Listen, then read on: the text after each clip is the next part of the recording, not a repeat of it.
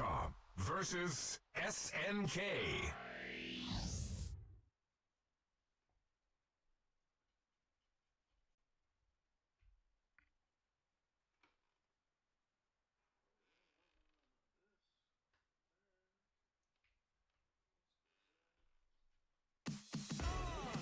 Capcom Fighting Collection 2.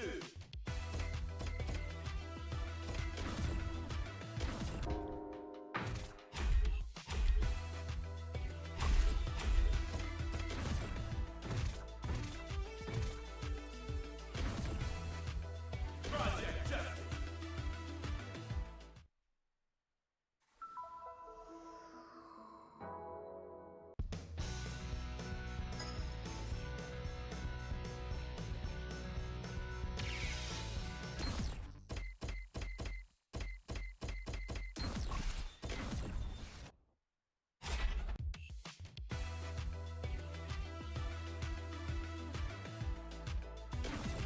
Project Justice.1年前、今和の豹が全国の高校を襲撃した事件は無事解決し、生徒たちは今では何事もなかったかのようにまた繰り返しの日常へと戻っていった。しかし今また学園に戦慄が走ろうとしている。学園に何が起こったのか。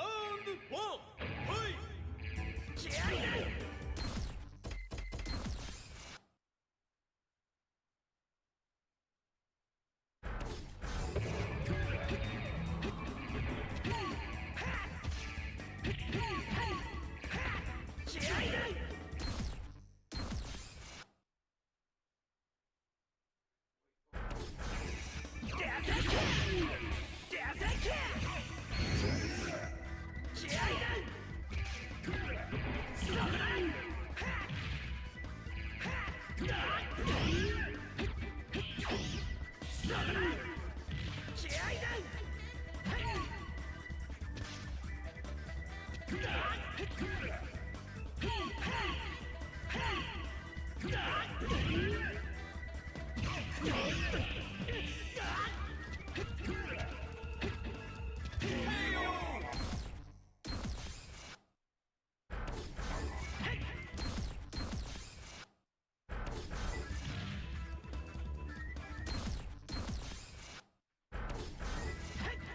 な拳じゃ誰も守れやしないぜ。ラウンド2、ファイト。気合いだ。せい。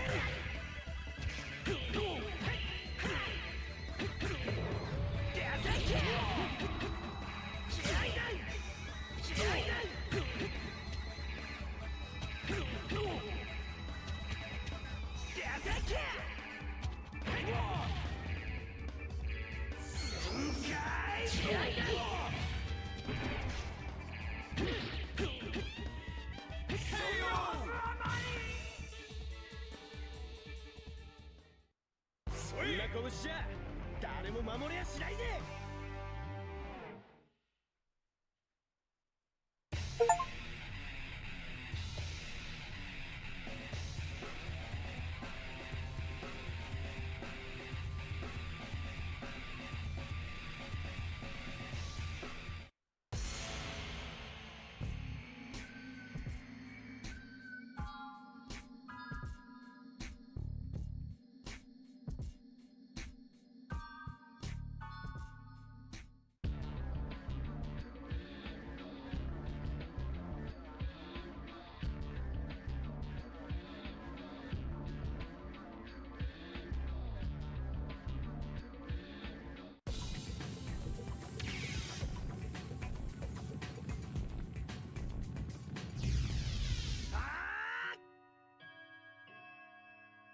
しっかりしなきゃ。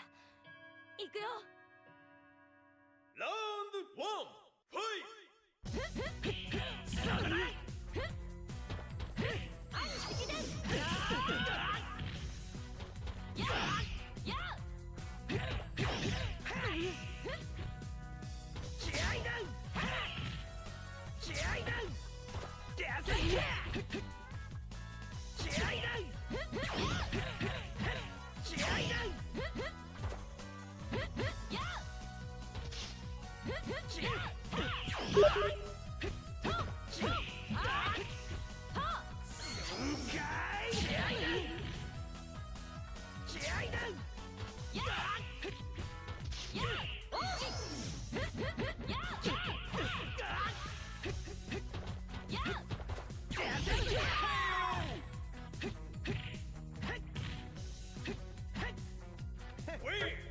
いいパンチだったぜ。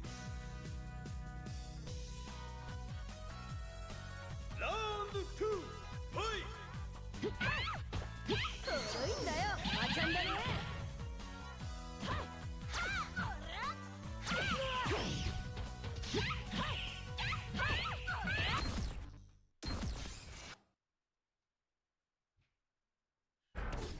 なめんじゃないよ。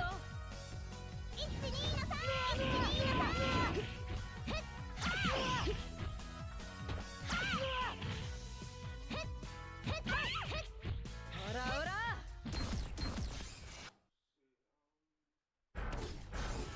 燃えて。そうだ。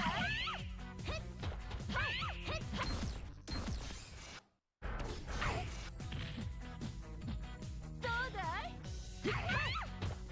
あちゃんだね。ちな。燃えて。ここ踏んでみな。ちな。一気に。燃えて。ちな。どこ見てんの。ほらほら。一気に。ど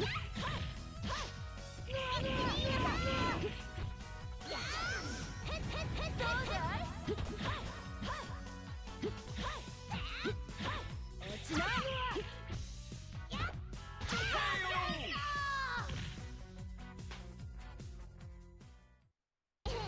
今回は私の勝ちだね。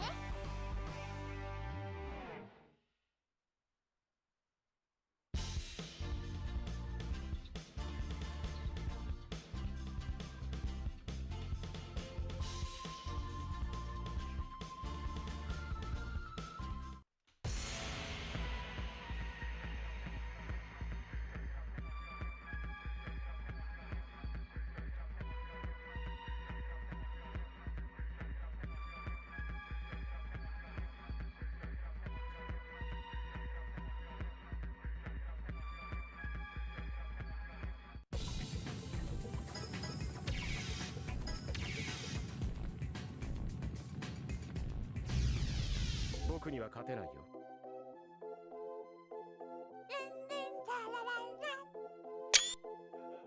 ラウンド1ファイト。甘い。クロス。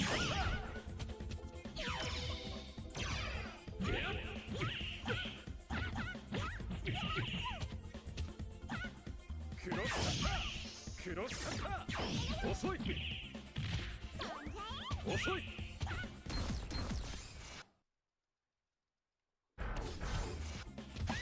クロスカッター。甘い。クロスカッター。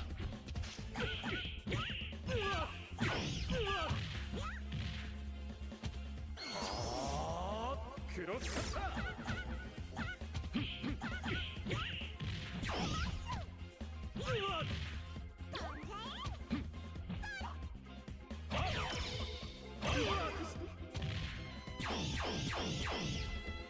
おそ松様。クロスカッター。クロスカッター。クロスカッター。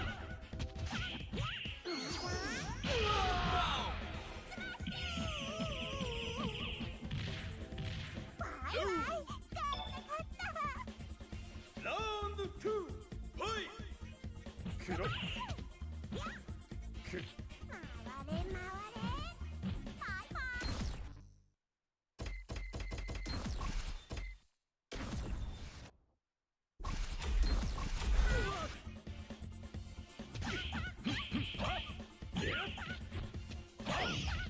クロスカッター。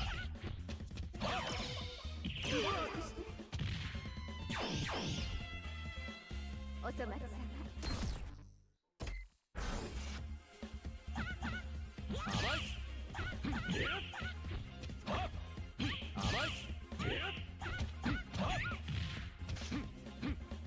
クロス。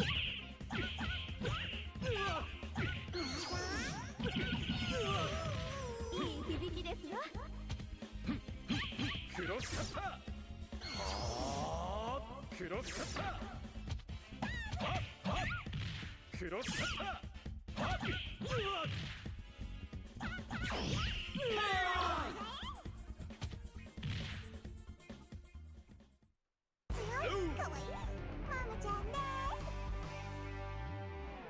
Continue.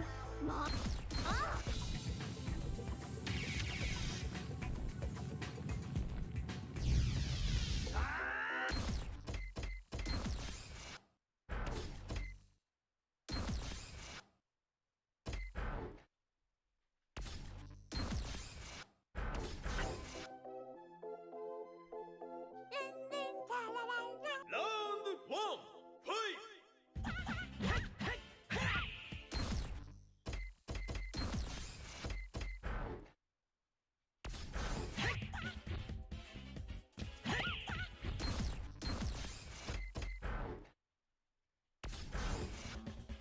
気合いだ。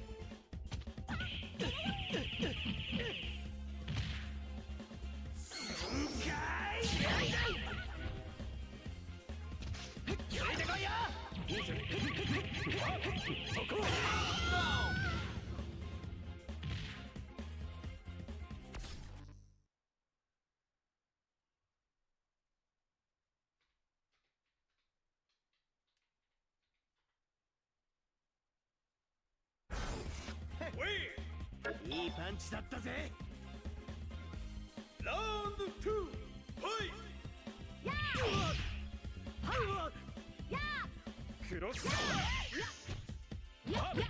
どこを見てるの？クロス。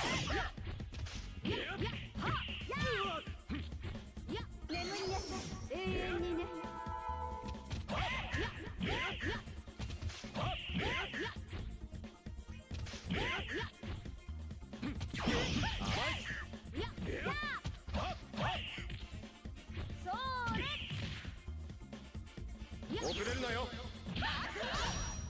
れで終わりだ。よっしゃ。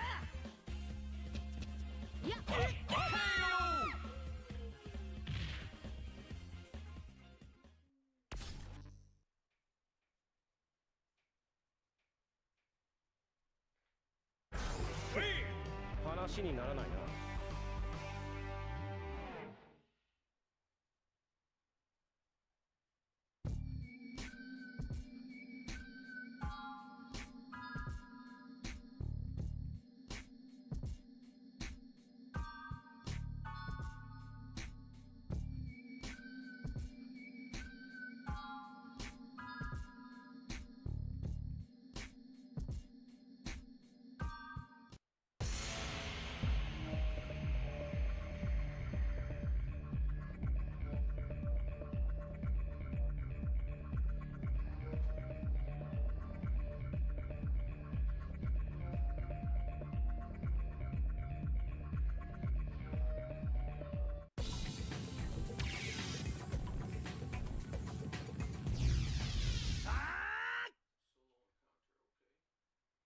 死に急ぐか。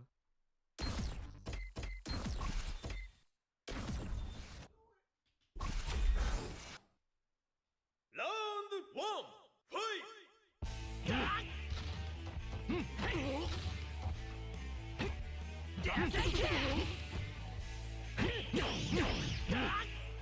行くぞ。勝負。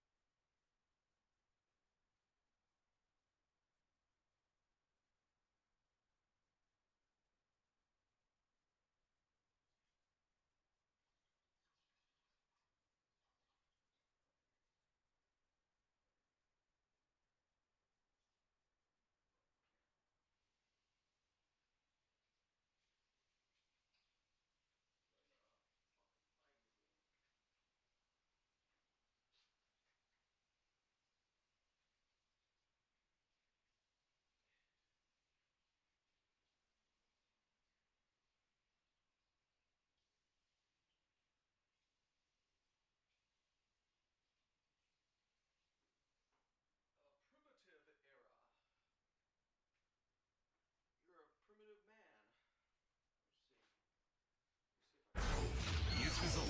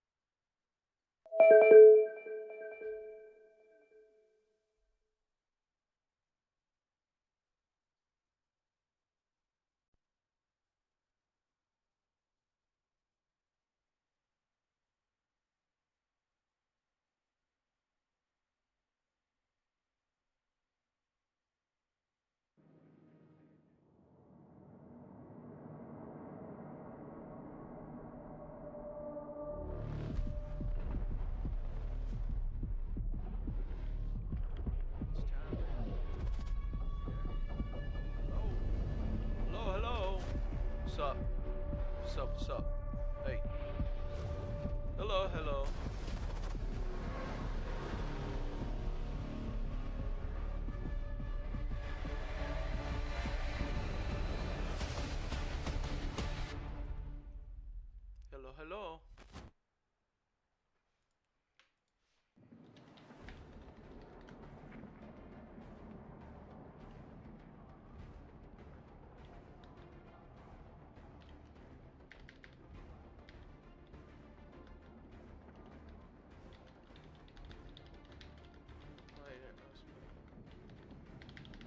Classic, classic, classic.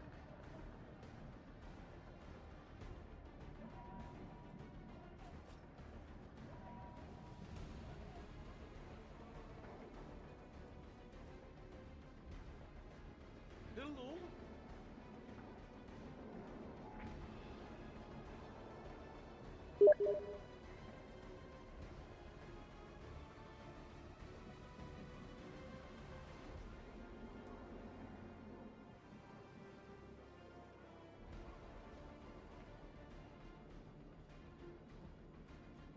Okay. Hello, hello.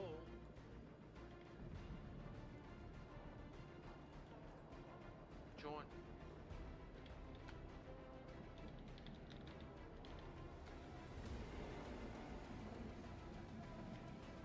Fucking A, man.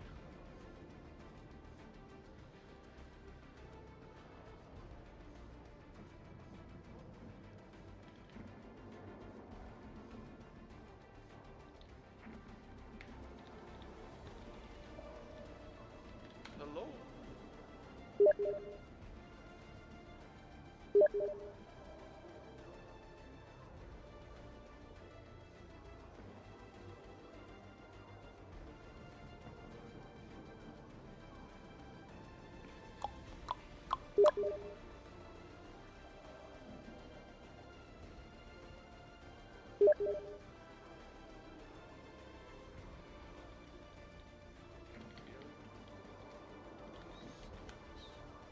Hello, hello, hello, hello.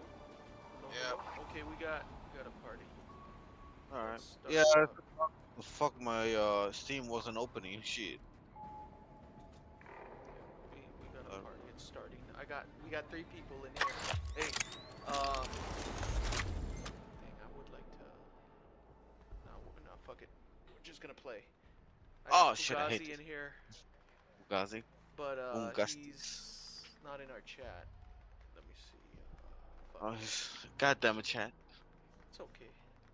It's time to salt it up, man. Yeah. I guess I'll put the shotgun on that shit. I'm using a DSL.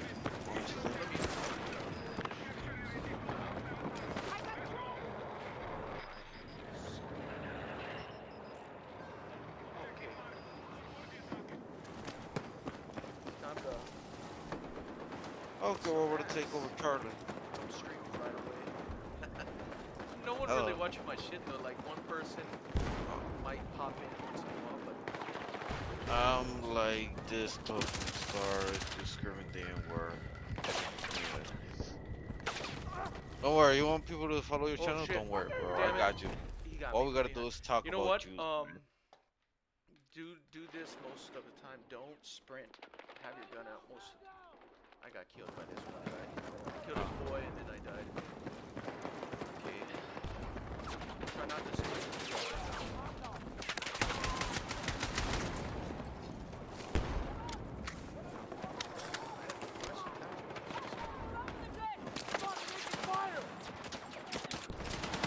I'm going in.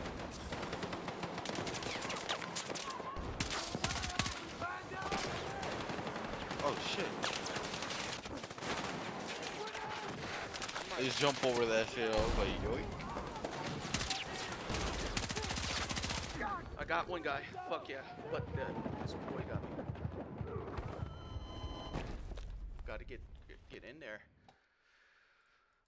Okay, I'm coming with you to spawn. I'm spawning on you. Fuck. God. Fuck, man. Got me on the side. I left the beacon right there so we can spawn right Fucking away. can't stand this match. This map is just trash. You left that beacon in the shittiest spot. Fuck that spot, man. Get that beacon somewhere else. Did you see how you died? Oh shit, dude, there's like 4 people That in was the front of me. shittiest Fuck. place. I got 3 dead. I got a 3 dead. Hey, can you hear me? Yeah, I hear you. Yeah, don't put that beacon there. Put it more like where there's cover. That way we have.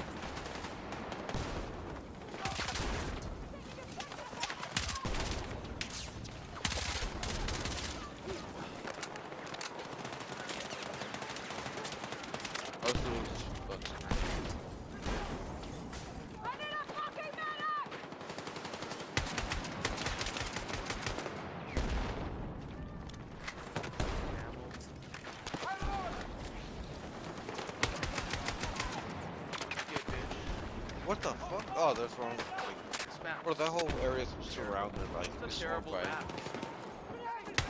Yeah, no, out of all the maps, this is the first one we get. So much. Okay, I'm flanking them.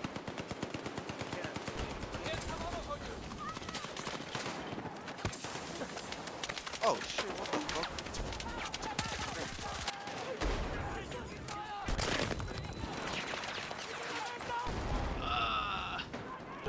This is so fucking.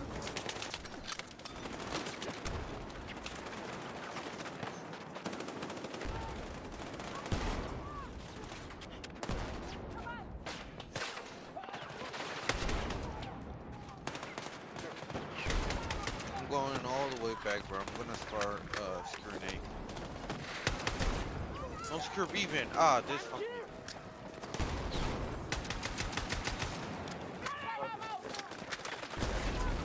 Yeah.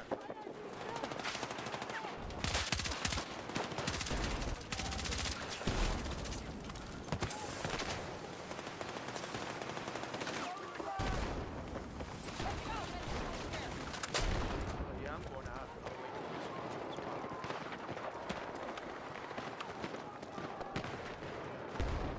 We'll cap the other ones. Go with you. I'm trying to make my way to the other side. Nice, you got a kill. Yeah, it's me and this other range shoot. Man, I'm about to get that one guy and the other one just. I got fucking better. Fuck, Better. someone's got my.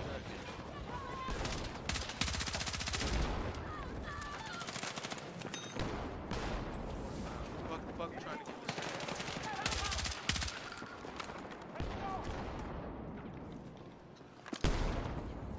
Say alive, bro. I'm trying to. I'm gonna spawn on you.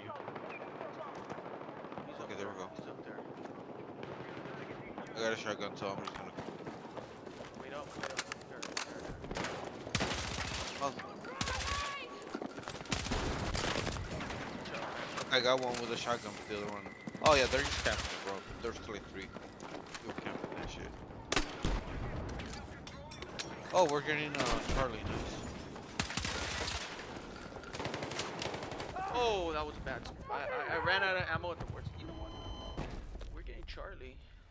Then, fuck yeah, man. I'm spawning on you.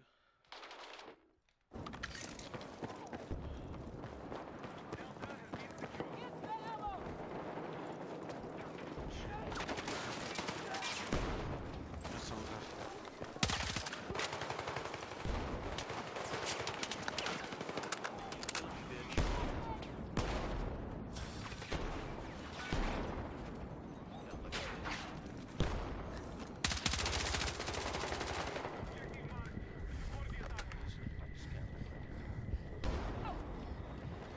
Bad gun.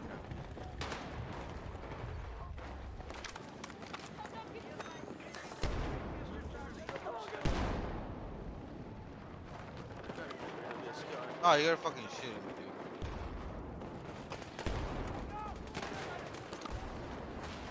Bro, where's all the other teammates? Did just you and me left? Or what? Oh, there we go.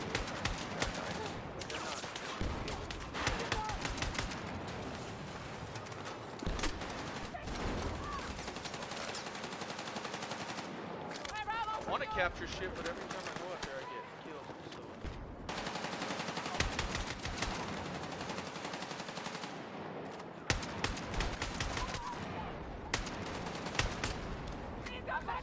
I gotta kill the grenade resident. Punish him. Punish him.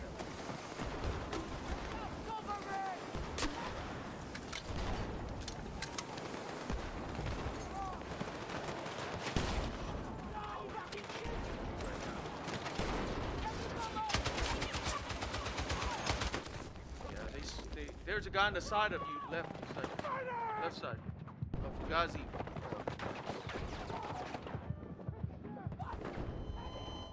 It's cause my. Okay, I'm not gonna use that. I'm gonna use my classic. I already know we're not. I gotta fucking shit. Fuck.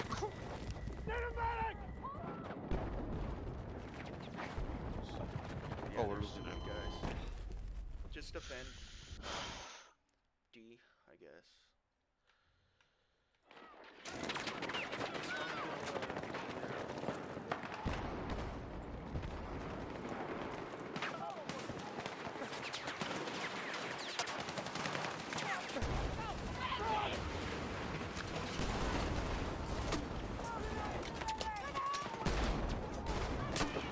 I got your friend, faggot. Shit.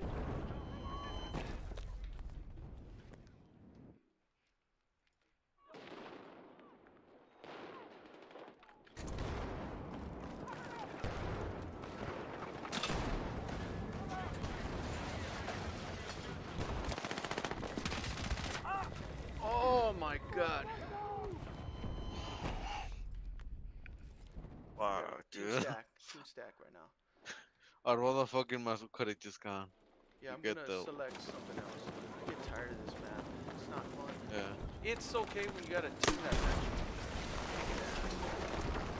And here's the deal, bro. I think you can just place on what maps you don't wanna like. Well, I'd One like option to have a would be good. variety too, so I usually leave it. Because there are times when we do have a good match. It's not always.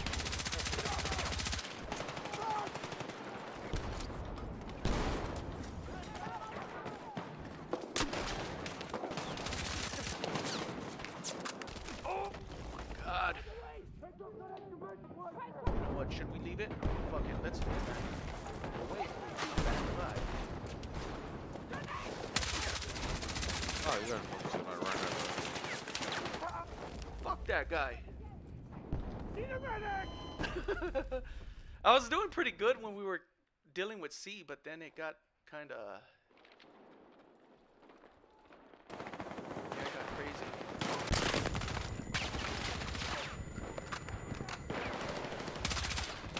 Oh, I got killed from the back. What the hell? Hit me, the raging bull. Thank you so much. Come on.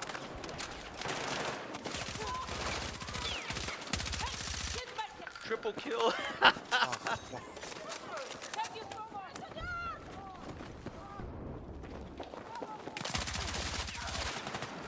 Holy shit, dude. I don't know how the fuck I managed to run all the way over here. I got Guys, that spawn on motherfucker, motherfucking man. me. Fuck Spawn on shit me, up. bitches. They're Spawn on getting me. mad. All of you. Oh shit. Fuck. Okay, now I'm gonna get revived. There's Maddie's right here.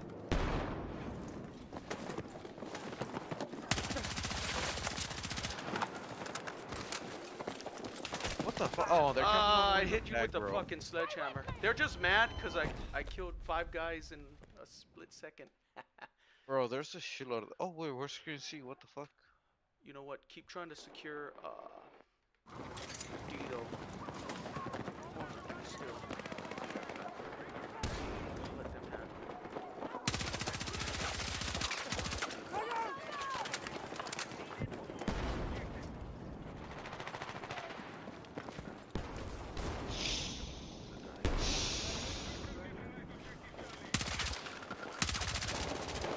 I got your friend, faggot. Yeah, they're in a group. I was putting in work though. I was putting in that work.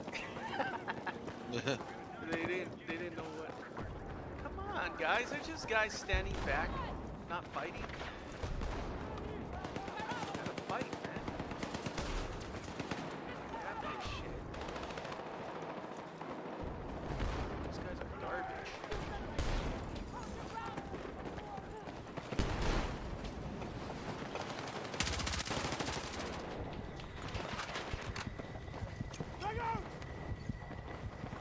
Kill the bitch.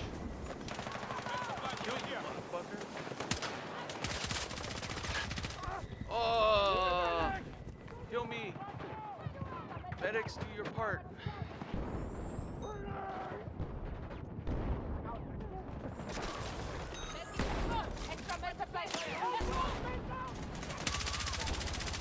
Start shaking all over the place.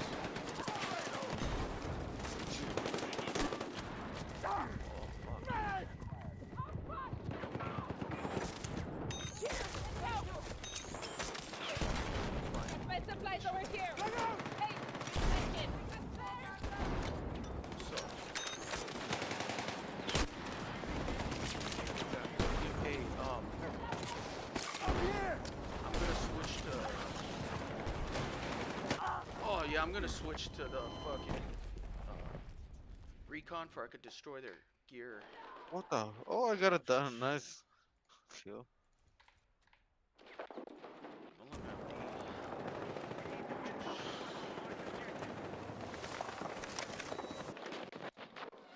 I'm gonna fucking destroy all their shit right now, man.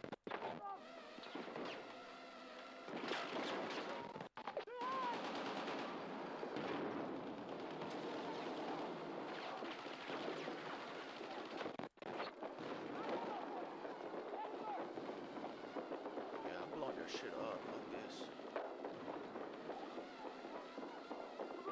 There's a lot of guys. I blew all their shit up. Nice, well done, bro. Yep. I blew up their supplies. I decided to spawn on A. Oh, you want? Let's go. I got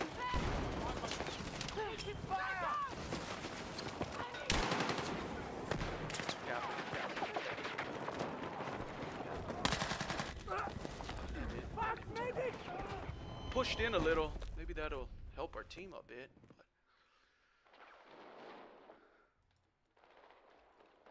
But good, yeah, Cap A. I'm gonna go with you, cause We're you're gonna my be. teammate.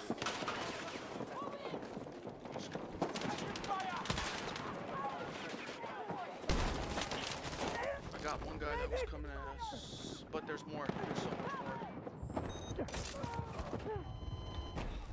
Coming in, back. I'm gonna respawn with you guys. I died. Yeah, I left my beacon on the back. Oh wait, they fucking destroyed this shit? Oh no, fucking wait, we're losing A, dude. How the fuck are we losing everything?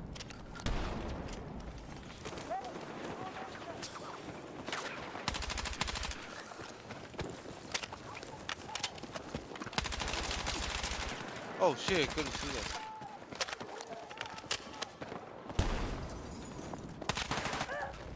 I need a fucking medic. Just mad cause yeah, this gun I need to fuck with it a little. No basic sight. Put on. This thing has no. You can't do shit to it.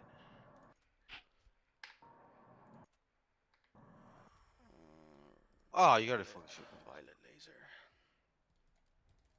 No, I'm gonna use this.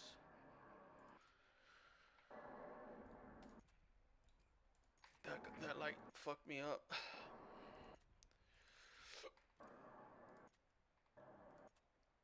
I don't like gay people. Just weird. They're strange. Yeah, me neither.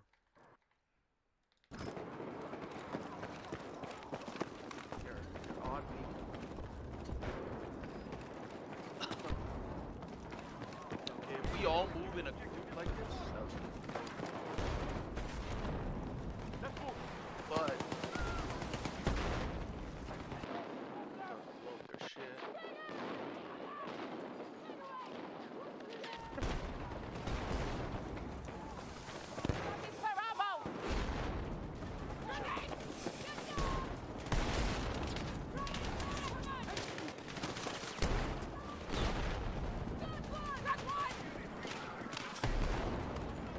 Oh, you gotta shoot at me. This motherfucker's from all the way in the back. What the fuck? Hey, they're all the way in the front. Why the hell fuck they're spawning all the way in the back? I don't get it. What the hell? That guy was still alive? Well, we're not gonna play this. Ah. Need a medic. I'm fucking hit. Thank you.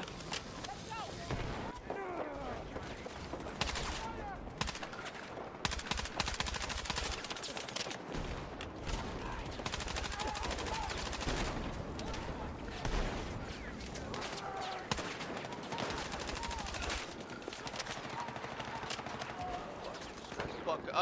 I rushed it and I I capped it. I was alone and there was like so many guys, but their attention was not on me.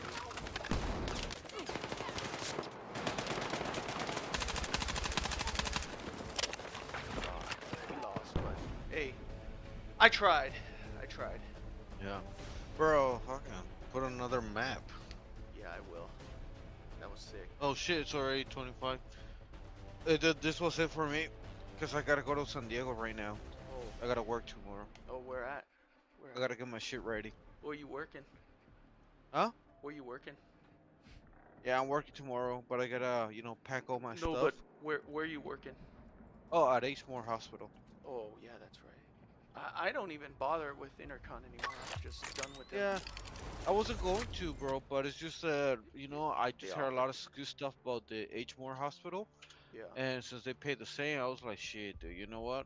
Fuck it, it pays the same, and they told me it's chill as fuck. Well, might as well take it, And it's a little farther though, right?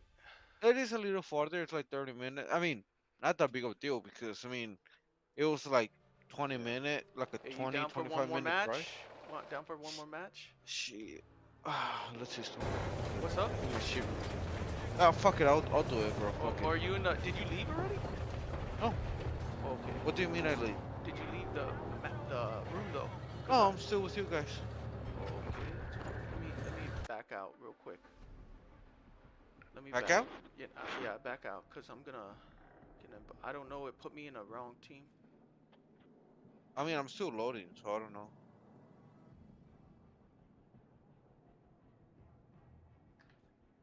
So you want me to back out? Yeah, just join my new one. Or it's gonna put you in there, I think. It'll put you in there. I don't know why it backed us so loud. That was kind of weird. Like it put us on different teams. I think it's gonna put us on Operation Firestorm. This map is okay. It's not that amazing. Oh, actually, this is a map where I have my epic game, bro. Because I was, putting my beacon on the top of the tower. Well, actually on Yeah, the I second remember. level. And I was constantly jumping on Charlie, or I was Yeah. sniping the guys on Charlie or Bravo, bro. And they're like They were trying to get mad. me. They were getting mad. Yeah. Fuck them. I usually start sniping if we're winning. Like if we're winning, I'm like, okay, I'm gonna take a step back and snipe. If Yeah. we're losing, then I'll just be Same constantly here. jumping, trying to secure C. Okay. Now you're oh yeah. Wait, I'll get in this. Oh my god, everyone got the tanks. Fucking A, man. I'm still loading. Go, motherfucker.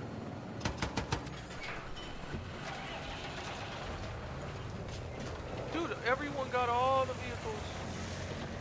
I'll get in this one. This is like stock though, that's why I don't like it. It's too has no upgrades.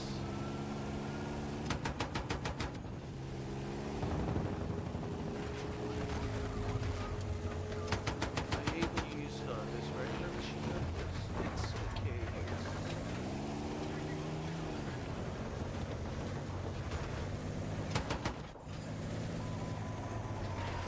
think. What are we doing?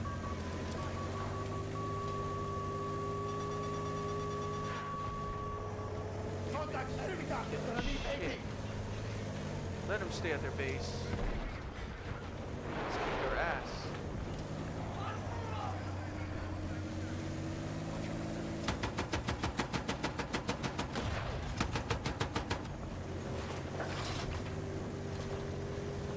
Get your ass. Bro, this is like three people trying to kill me. Even though I'm all the way in the back. Like, what the fuck? Can you, like, do somewhere else?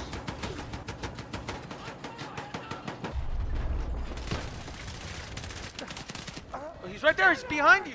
How the hell did he? Okay. I don't know how he. It looked like he cheated, man. The way he turned so quick. I didn't see no name on him. Fuck you, Lieutenant Smallbean. You're dead now. I'm running for Charlie, bro. If you can spot on me, that would be great. Ah, shit. I would've. Well, I'm going to charge.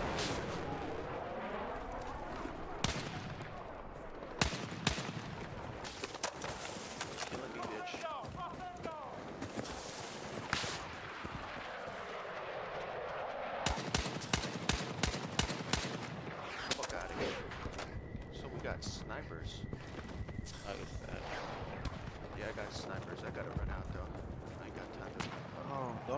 we were losing because I couldn't spawn on time to get the helicopter. 'Cause Oh, Rebels are the sniper got CP, me. yeah. I did not see him. I seen him at the last second. Fuck. I'm just waiting for the helicopter, dude. I'm dead ass just waiting for a helicopter to load up. That's what I fucking need. This shit. Ah, fuck.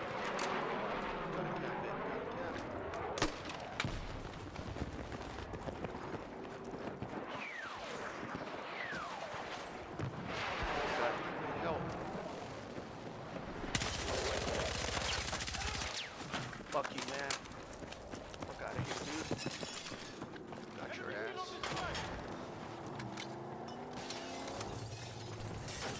Yeah, Loki, I'm coming for ya.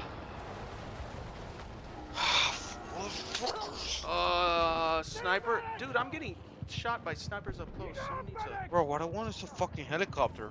The only reason we're getting fucked. Okay, he's right there. Oh, there we fucking go. Shit. I think they got him. I hate when idiots get the helicopters and shit like that. It's like, dude, if you're not gonna use it properly, don't get it.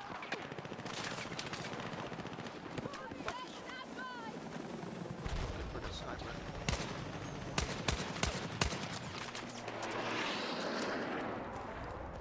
Got some bitches playing. Yeah, I'm gonna be hovering over so people can drop off on Charlie.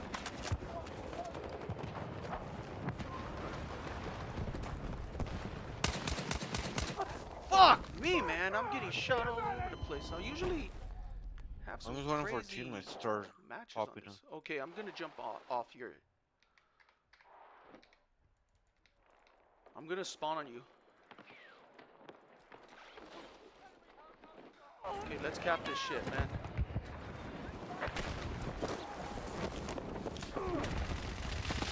Oh my god, I got... Dude, the snipers are getting on my nerves. I think I might be a sniper now. Yeah, I'm gonna snipe.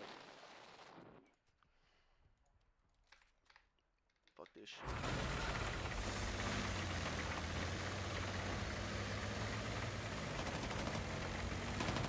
Oh, you gotta fucking fix it. Look how the captain does that. It's like camping on the back. Fuck it.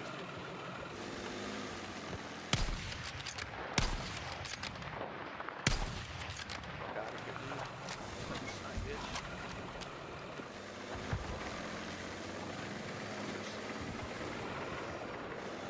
Some snipers calling out. Keep letting that shit.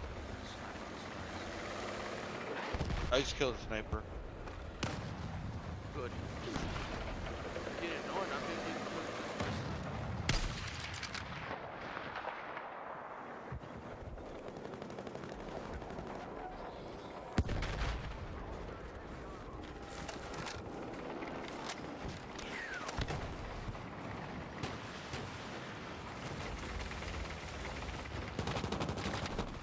Come on.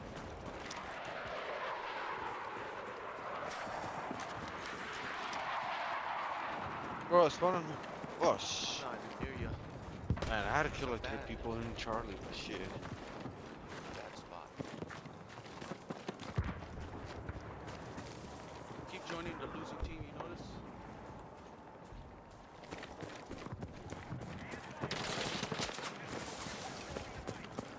Oh no, I go to help others now.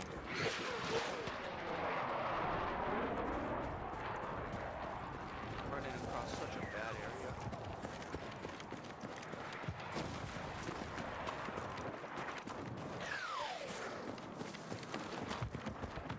Well, I'm fucking screwing Charlie. I tried to kill the 2 guys that were Good. camping and trying. Good. I'm going with you.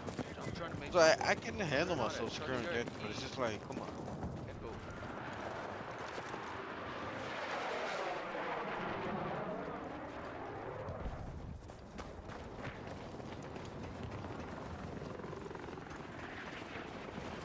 Get sniped from that.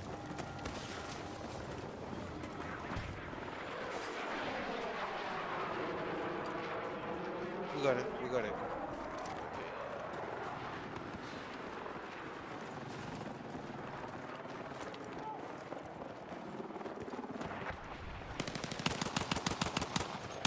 Okay.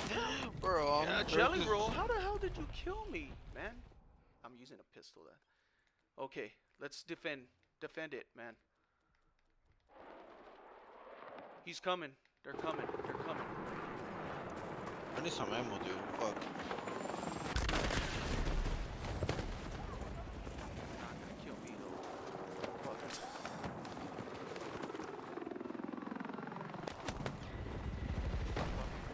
Fuck out of Good, here. yeah. Damn it! I was Helicopter running my got me beacon, again. bro. Ah, shit, I don't have the beacon anymore. Dude, I'm Fuck. doing so Or- bad right now. Spawn on E again. Bro, what the fuck's our team doing? Cause we're. That's we what ain't I'm saying. done. I'm trying, man. What the fuck is. Like, dude, we got Echo and Get your nobody asses else. in there. Okay, wait, man. Wait for me, bro. They're inside these houses. Oh. Ah, shit. I got one. I got jelly. Roll. Fuck out of here, jelly. I need help. We got you. Oh my god, he stunned me and killed me, man. I'm gonna spawn. Put your beacon again.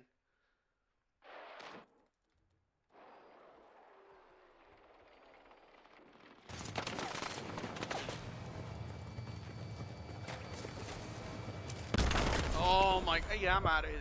I left the room, man. You look what? Yeah, I left the room. Fuck that, man. I just spawned and I got blown up by a tank. That was my. Yeah, that's why I ran away from the tank. You want to rejoin? Let's join a new match. Yeah. No, bro. You know, yeah, I'm done, bro. I knew It's it. just I knew already it. Too late. I knew that it usually happens when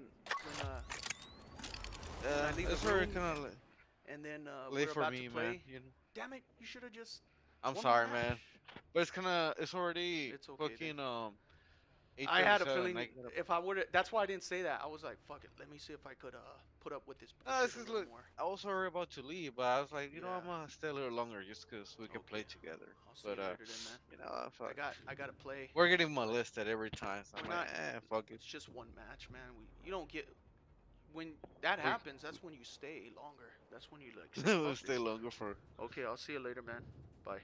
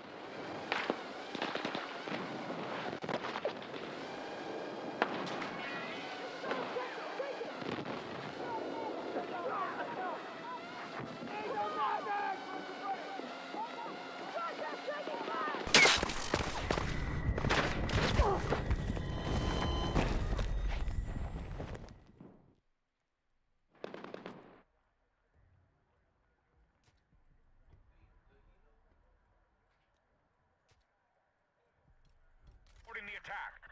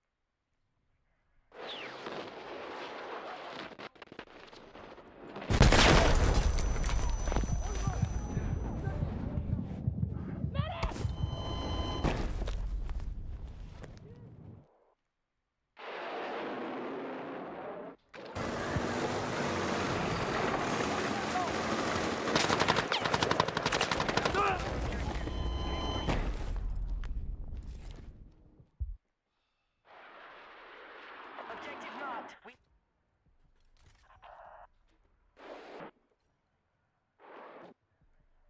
Hostile forces are still ahead in the fight. Let's regroup.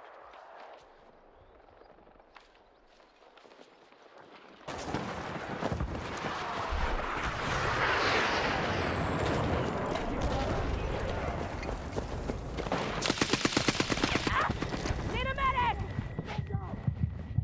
Fuck! Need a medic!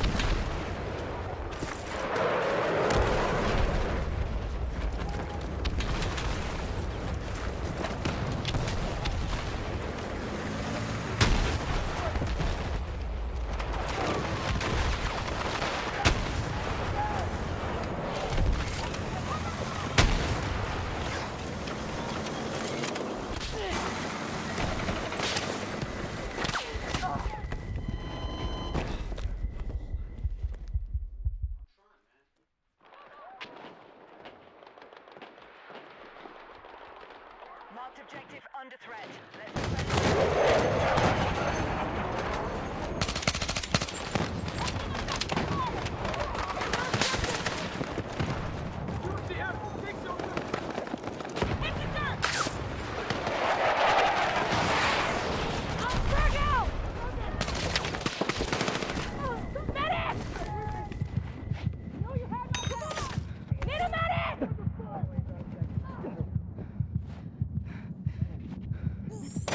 Here, thank you!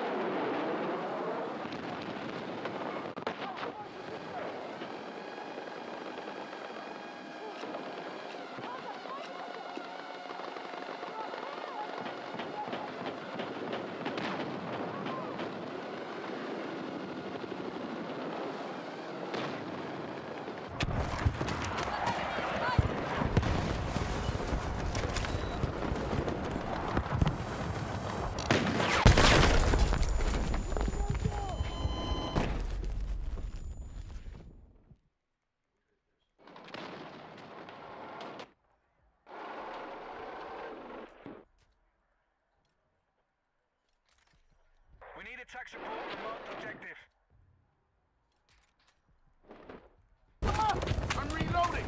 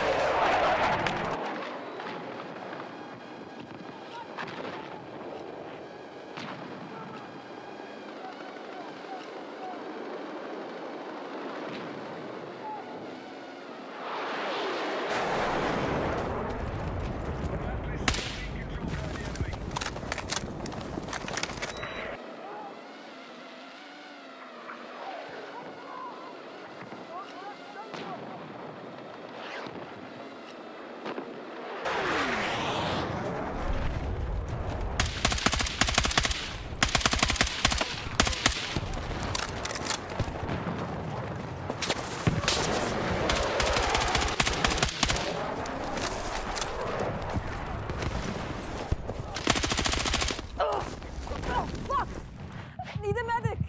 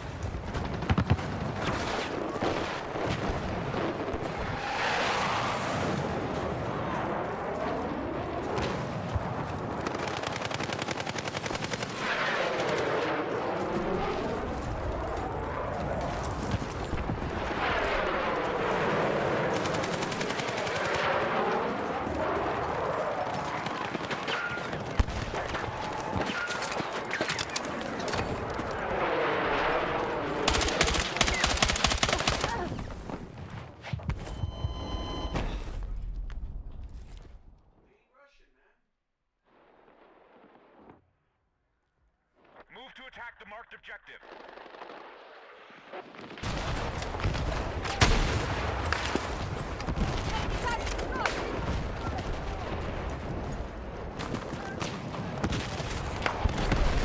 Charge lane!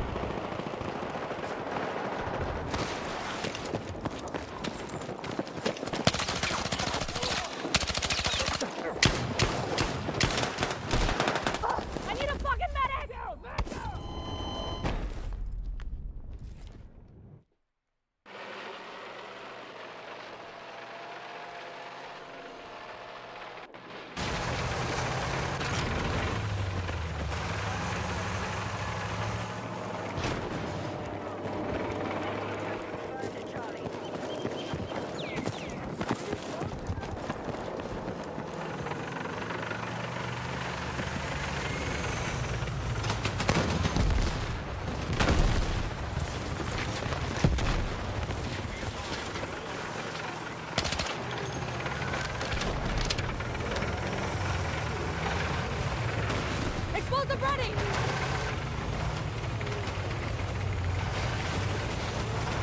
Explosive set!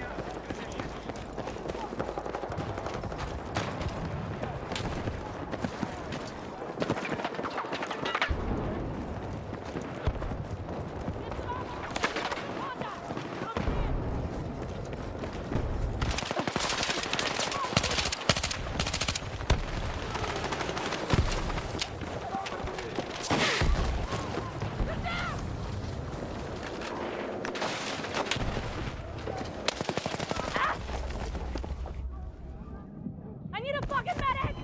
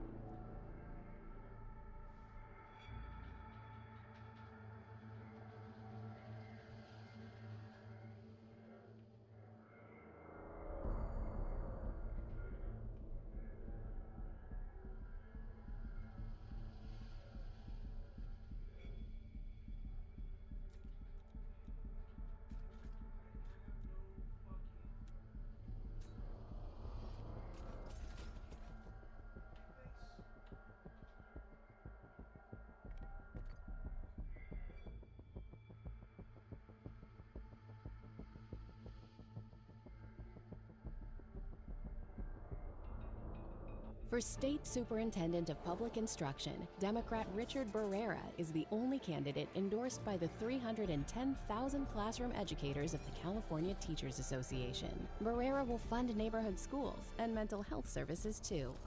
Por fin gané boletos en primera fila, así que fui a Men's Warehouse. Quiero verme a la altura. Sígame. Joseph Abud, saco deportivo, camisa de vestir, jeans.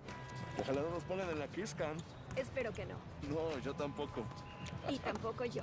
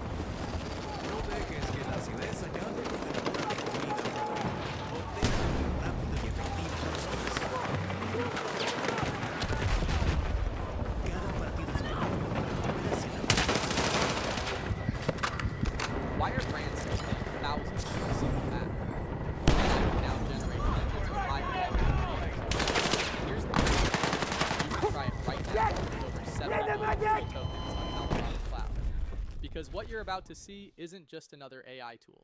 It's WAN, Alibaba Cloud's next generation AI creation platform. And it's quietly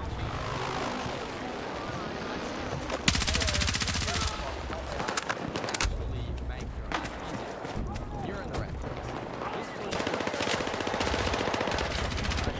is simple and genuinely easy. No hype, no complexity, just smart tech that works. So let's say you're running an e-commerce brand. You need product ads like a skincare ad, a gym product video, or TikTok creatives constantly. But every campaign costs designers, editors, it adds up fast. Sound familiar? Generate marketing directly using AI. Inside Alibaba Cloud, ad content, all produced, not paid. And this is the part that's interesting. It's faster.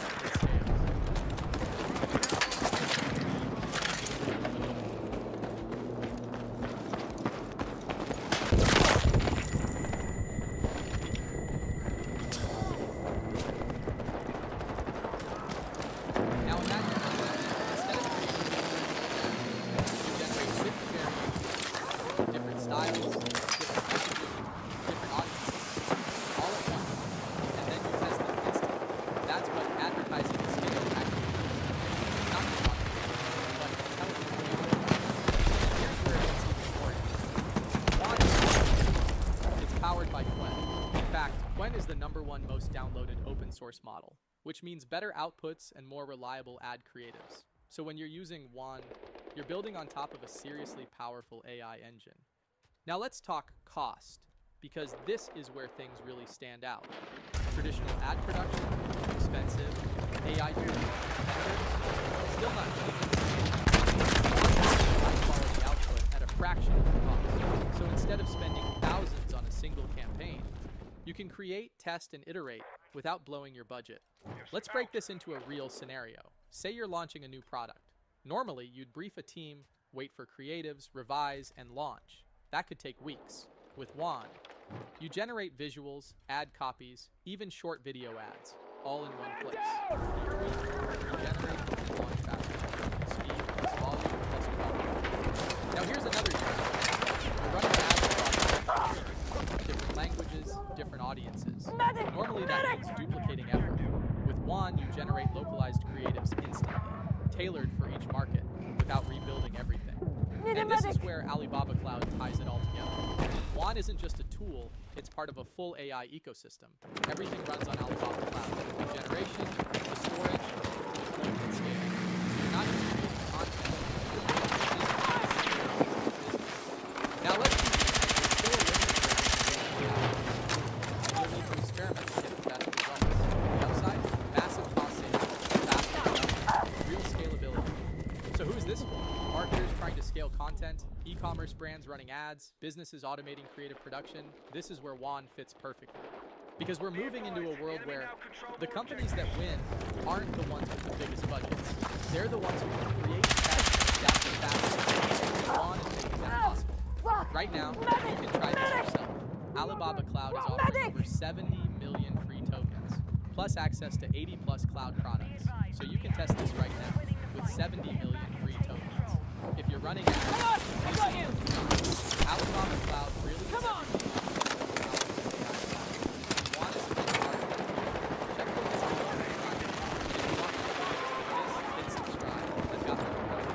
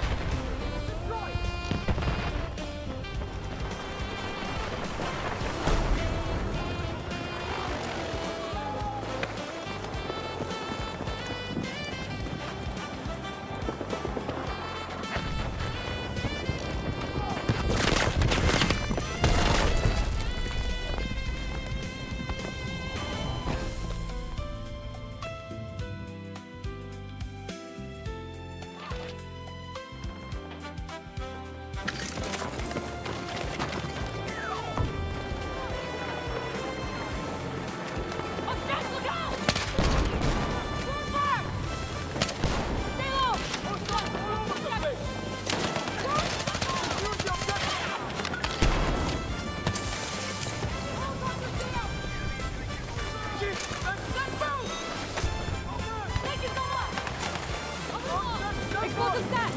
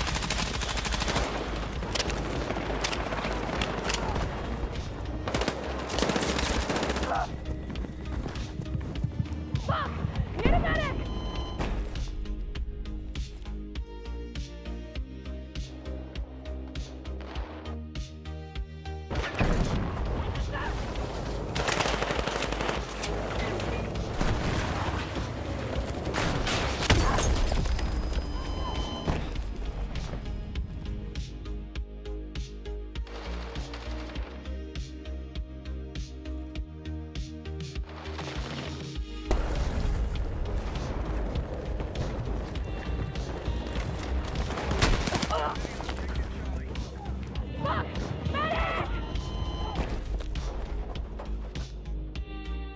support on the marked objective.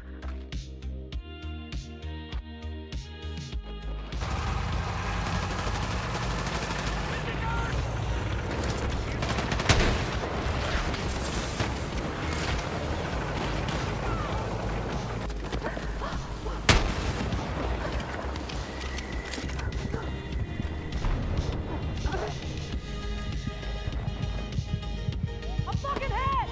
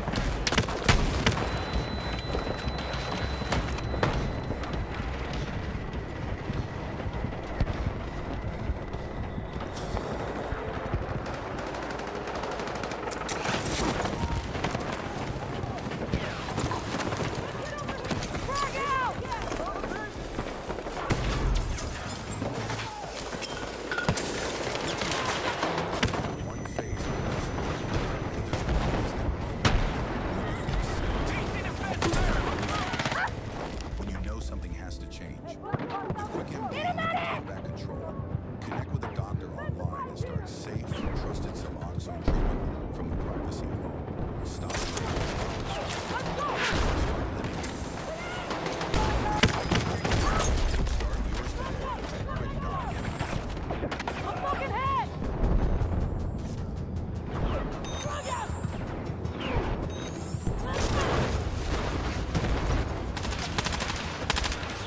Alright, let's treat this objective!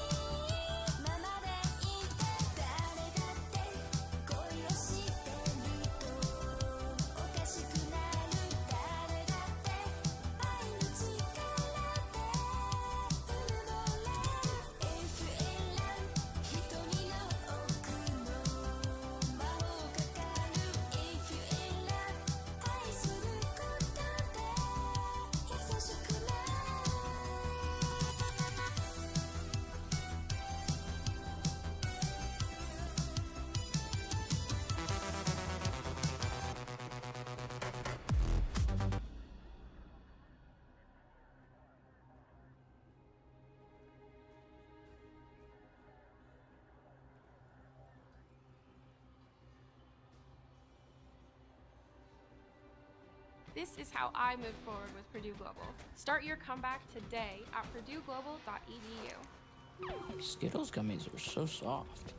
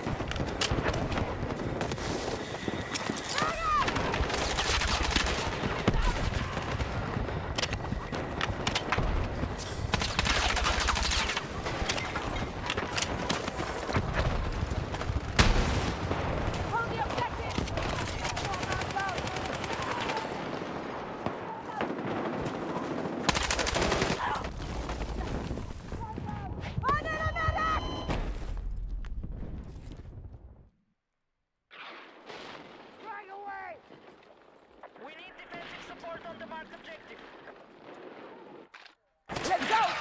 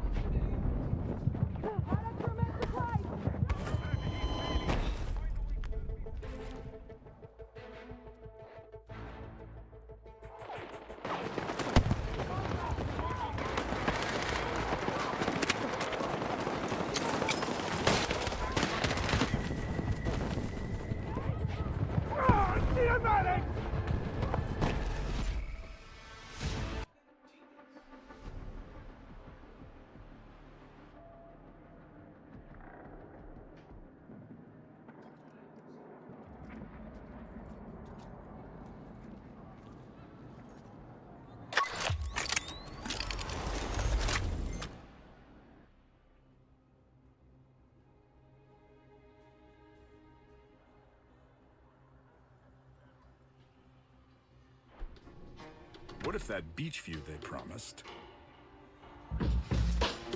just got 100 times better?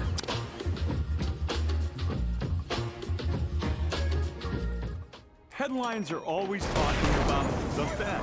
The Fed raised rates. The Fed cut rates. The Fed is fighting inflation.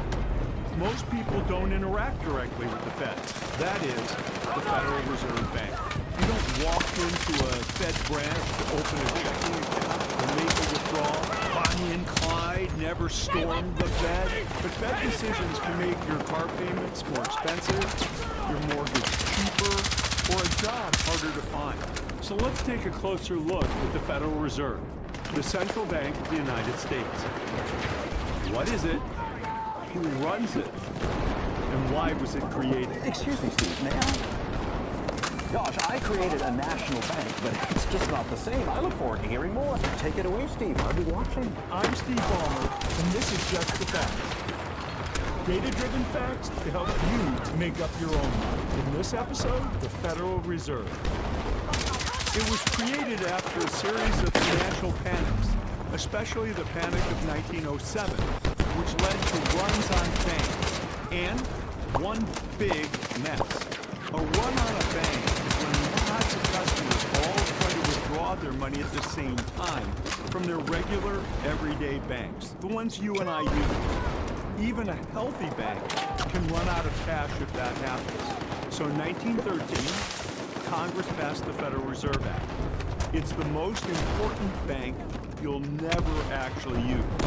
So why is it even called a bank? Because it's a bank for banks. It holds cash reserves for banks. It moves money between banks, and it can lend to banks whenever needed. Today, the Fed has 5 core responsibilities. First, conduct the nation's monetary policy to keep inflation in check and employment high. Second, keep the financial system stable by preventing crises, bank runs, by lending money to banks so they can keep operating. Third, supervise certain financial institutions like banks and savings and loans. Fourth, foster payments and settlement systems like wiring money. And fifth, promote consumer protection. The last 3 make sure the financial system works and plays by the rules. I started a national bank, but never a central bank. It's impressive. I'm going to focus most on number 1, monetary policy, because that's where the Fed most directly affects your life. Here's a big reason why. The Fed can influence interest rates. I'll explain how in a minute, but here's what it means. The Fed can run the economy hot by working to lower interest rates. That can make buying a house, getting a car loan, or borrowing to open a business less expensive. The problem with hot is it may make money easier to borrow, which may fuel inflation. Or the Fed can run the economy cold. By raising interest rates, all those things become more expensive. The problem with cold is it may make money harder to borrow, which can slow the economy down and could have a lot of secondary effects, such as higher unemployment. So exactly how does all that happen? The Federal Reserve doesn't raise your interest rates directly. It raises or lowers its target range for what is known as the federal funds rate. Whoa, jargon warning. Federal funds range? What's that mean? Banks move money between each other every day as customers withdraw or deposit money. By the end of the day, some banks have extra cash, while others don't have enough. Banks with extra money lend it overnight to other banks that need it at a rate within a range that the Fed sets. How does the Fed drive banks to lend within this range? In simple terms, the Fed changes the interest on loans it gives and on other banks' cash reserves it holds, effectively setting the floor and the ceiling at which other banks can charge interest. Banks generally won't lend for less than they can earn from the Fed, and they usually won't borrow from other banks for more than what the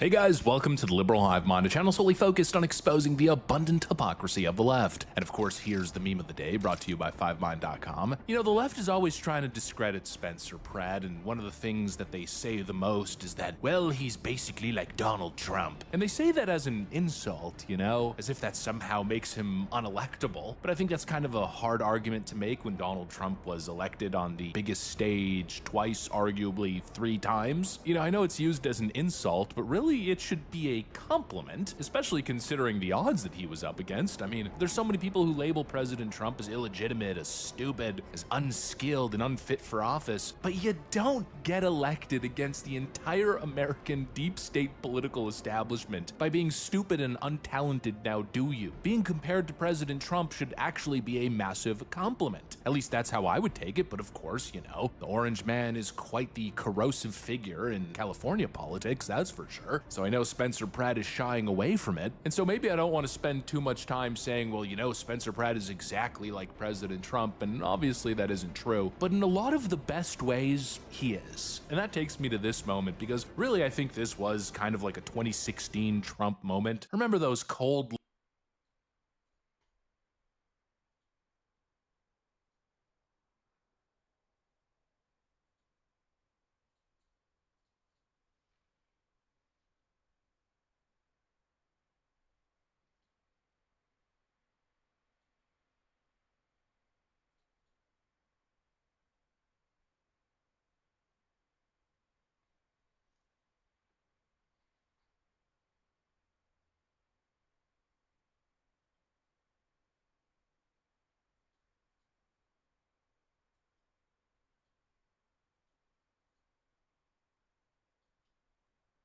A Platinum Games original. Side-scrolling shooter action.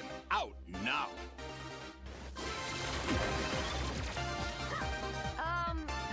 Sorry, I got...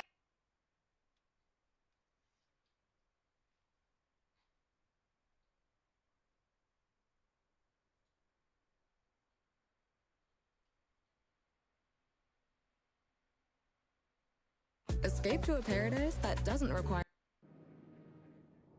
What's Superman like? He sees the good in everyone. And I see the truth.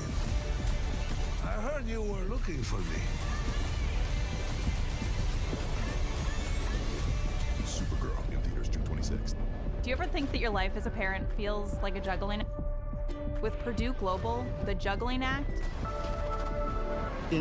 Did you away from it? And so maybe I don't want to spend too much time saying, well, you know, Spencer Pratt is exactly like President Trump, and obviously that isn't true, but in a lot of the best ways, he is. And that takes me to this moment, because really I think this was kind of like a 2016 Trump moment. Remember those cold lines that President Trump was delivering in the 2016 debate versus Hillary Clinton? Did you use that $916 million loss to avoid paying personal federal income taxes? Of course I do. And so do all of her donors, or most of her donors. I know many of her donors. I will tell you that, number one, I pay tremendous numbers of taxes. I absolutely used it, and so did Warren Buffett, and so did George Soros, and so did many of the other people that Hillary is getting money from. If she had a problem, for 30 years she's been doing this, Anderson. I say it all the time. She talks about health care. Why didn't she do something about it? She talks about taxes. Why didn't she do something about it? She doesn't do anything about anything other than talk. With her, it's all talk and no action. She has made bad judgment not only on taxes, she's made bad judgments on Libya, on Syria, on Iraq. Last time at the first debate, we had millions of people fact-checking, so I expect we'll have millions more fact-checking because it's just awfully good that someone with the temperament of Donald Trump is not in charge of the law in our country. Because you'd be in jail. Secretary Clinton. You know those cold one-liners that just kind of cut through all the BS? Those moments that show the voters that this guy's the frickin' real deal? You know, I think that was Donald Trump's superpower back in 2016. And after watching this moment with Spencer Pratt, folks, honestly, I gotta tell you, it feels like he's got it as well. Spencer Pratt, I think, just delivered one of the coldest lines in California political history. You know, he is like President Trump, just in the best ways possible. In the ways that, frankly, should have Democrats shit their friggin' pants. Let me show you guys exactly what happened, and of course, let's qualify the statement a little. We got some stuff to get into, so let's roll the tape. All right, folks, you guys are gonna get a kick out of this moment. You know, they're always trying to discredit Spencer Pratt, and they can't do it on the ideas, and so they stick to the superficial bullcrap. He keeps getting asked the same question. It's been friggin' weeks, probably months of the same question. Spencer Pratt, you're a reality TV star. You really expect people to take you seriously? And well, look at his response. You know, you're known as a reality TV star. Do you think that that is, in your campaign for Los Angeles mayor to run the biggest city in California, is that a label that you embrace? Is that hurtful to your campaign, or does it help, you think? I mean, the reality, pun intended, is that was from 20 years ago. And if we look at what Karen Bass was doing 20 years ago, she was in Cuba learning how to make bombs with the people that would then go bomb Capitol Hill. So if we're looking at backgrounds, I'm pretty proud of what I was doing at 20 on reality television, even though it was, you know, I may not have been the most likable character. It was still TV versus trying to destroy America and going to Cuba 20 times and praising Fidel Castro. So against my opponent, my background's pretty strong. Absolutely perfect. In fact, not even perfect. I think there's a better term to describe it. Absolutely killer. I mean, that was stone cold Steve Austin. And first of all, we have to just address how weak of an argument that is, by the way. Always this pathetic resume checking. These appeals to authority. Oh, and Karen Bass has been in politics for all of this time. And this guy's just a reality TV star in his 20s. Who the hell does he think he is? You know, it's almost like the argument undermines itself. Yeah, Karen Bass has been in politics her entire life, and she's a walking, talking, friggin' disaster who's brought nothing but pain and sorrow to the city. You know, really not feeding so well into your argument. But that really is the argument these days. Who should be the next mayor of LA? Not a reality star, though. I'm sorry. I love him, but we've already done that. We're not going to do that again. Again, in typical leftist fashion, they've got pretty much nothing to actually hit. They don't want to engage on the ideas, and so they attack him for previously working in the entertainment industry while being from Hollywood, Los Angeles. I mean, if that truly invalidated you, then I guess a lot of people can never run for office, right? If you work in the entertainment industry, automatically, I guess you're an incompetent piece of crap that has no right to run for office. Clearly, that's a ridiculous standard, and I think that's a standard that obviously only applies to people on the right. If a right-winger who's a reality TV star is running a solid campaign, that of course discredits him. But if a left-winger does it, well, it's name recognition, right? Totally stupid argument. But, you know, that's the way I would personally address it. Spencer Pratt, I gotta say, did a way better job than me. I'd argue exponentially better than I did. No, he cut straight to it and said, well, you know, if what we did in our 20s invalidates us as political candidates, then I think my history as a reality TV star pales in comparison to Karen Bass and her youthful shenanigans, let's call it. And that, my friends, is so good because, boy, oh boy, it's not just a smart, witty report. No, it speaks straight to the facts. It brings up the receipts. Boy, oh boy, are there receipts. Let's start off with this one. And she said this: burning down Korean owned stores was a miracle. That this accomplished what she and her group was trying to achieve. You know what? That's a racism, civil rights violation, and also same time, it's a hate crime. Anybody who endorses Karen Bass, you are actually endorsing hate crime and racism. Yeah, that's pretty much what Karen Bass was up to in her younger years. You know, essentially spearheading communist-style woke thinking. Very similar to what we saw during the BLM riots, right? Burning down entire neighborhoods, causing $2 billion in damages, destroying family businesses and livelihoods. Actually, that's a good thing. That's called progress. Getting our reparations. Don't you know they have insurance? Yeah, I guess Karen Bass is like woke moron patient zero. What's more embarrassing, that or being a successful reality TV star? I don't know, I guess that decision is up to the voter base of Los Angeles. And of course, as you can imagine, it doesn't end there. No, there's a whole litany of things. I put together a little list here. This is Karen Bass's history of far-left radical activism, dating back to the 1970s. In the mid-1970s, around age 19 to 20, Karen Bass was an organizer for the Venceremos Brigade, a group that sent young American leftists to Cuba to volunteer labor, mostly construction and agriculture, in explicit solidarity with Fidel Castro's communist revolution. She made at least 8 trips to Cuba during that decade. Karen Bass has also publicly described growing up around, quote, red diaper babies, children of Communist Party members, white radicals, and Black Panthers. She credited these circles with shaping her worldview alongside civil rights movement. She participated in events and many groups like socialist and anti-imperialist causes. Then we have, in 2017, as a sitting U.S. Congresswoman, Karen Bass inserted remarks into the congressional record honoring O'Neal Marion Cannon, a longtime Communist Party USA official who served as an educational director for Southern California and on national committees. She called him, quote, a friend and a mentor. In other words, in her 20s and actually all the way till recently, Karen Bass has engaged in what we can describe as far-left communist activities, even going as far as aligning herself with Fidel Castro. What is more discrediting? I mean, serious. Being a self-identified far-left communist, aligning yourself with the Castro regime, celebrating the vandalism and burning down of Korean small businesses, as that somehow being a good thing for civil rights and black people, or again, being a successful reality TV star? Yeah, again, I think the answer is pretty clear that that's up for the LA voters to decide. But one thing's for sure, what an absolutely incredible moment from Spencer Pratt. And, you know, in that one statement alone, he invoked so much truth. He invoked the receipts, and hopefully he's piquing people's curiosity. Hopefully people are now going down the rabbit hole, trying to figure out exactly what he was pointing to, what he meant with that statement. Well, once you go down that road, boy, do things get put in clear perspective now. Anyways, that's what I got. Thanks for watching, and I'll see you on the next one. You came looking for a light beer. In fact, gold. Modelo Oro. The light beer with a smooth, elevated taste. Perfect for those who demand the next level of light beer. Modelo Oro. The gold standard in the beer. Saying yes can be hard with severe asthma, but you can say yes to fewer asthma attacks. Tezspire is an add-on maintenance treatment for people aged 12 and older with severe asthma or inadequately controlled chronic rhinosinusitis with nasal polyps. It's not for sudden breathing problems. Tezspire is proven to help prevent asthma attacks and relieve symptoms. Are you sure? Yes. For those with nasal polyps, it's proven to help shrink polyps and reduce nasal congestion.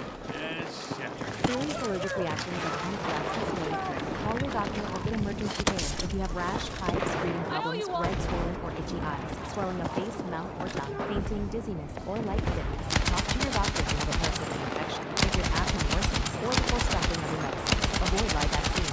Sore throat, flu, and cold symptoms, upper respiratory infections, nosebleeds, injection site reactions, joint or back pain may occur. Say yes. Ask your doctor about Tezspire.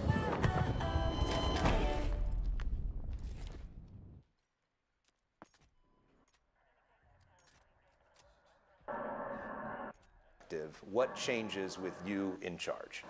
So I keep countering this, obviously. For me, we don't have a homelessness crisis. We have a drug addiction and mental health crisis because of, excuse me, I call it super meth. The LA Times likes to call it super pure meth. So super pure meth and fentanyl, which creates mental health crisis with psychosis. So the DEA says LA 93% is drug addiction. So as mayor, we just need to enforce all the laws that are on the books. And today, the LA Times countered, it's going to be very hard for Spencer to enforce the law because the city councilmen want to keep the encampments in front of schools and parks and daycares. But what these people forget is in these encampments, it's illegal to be naked in front of kids. It's illegal to be pleasuring yourself in front of kids. It's illegal to be shooting up in front of kids. It's illegal to be smoking in front of kids. It's illegal to be naked. It's illegal to steal all the stuff that is doing. It's illegal to defecate in the street. It's illegal to pee. There is plenty of things as mayor I'll be able to enforce laws. Does that mean you're sending LAPD into encampments, or what does that mean? That's not even, there's no more encampments. They go to the streets. Yeah. I'm going to make sure that LAPD. Right now, they can't enforce any law. So it's not this idea we need to go into encampments. They're on everyone's streets. They're walking in, they're getting hit by cars left and right because they're just walking naked in front of the street.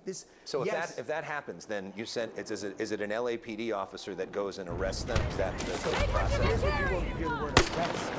Oh my God, Spencer's gonna park the truck with all the homeless people in jail. No, these people need medical treatment.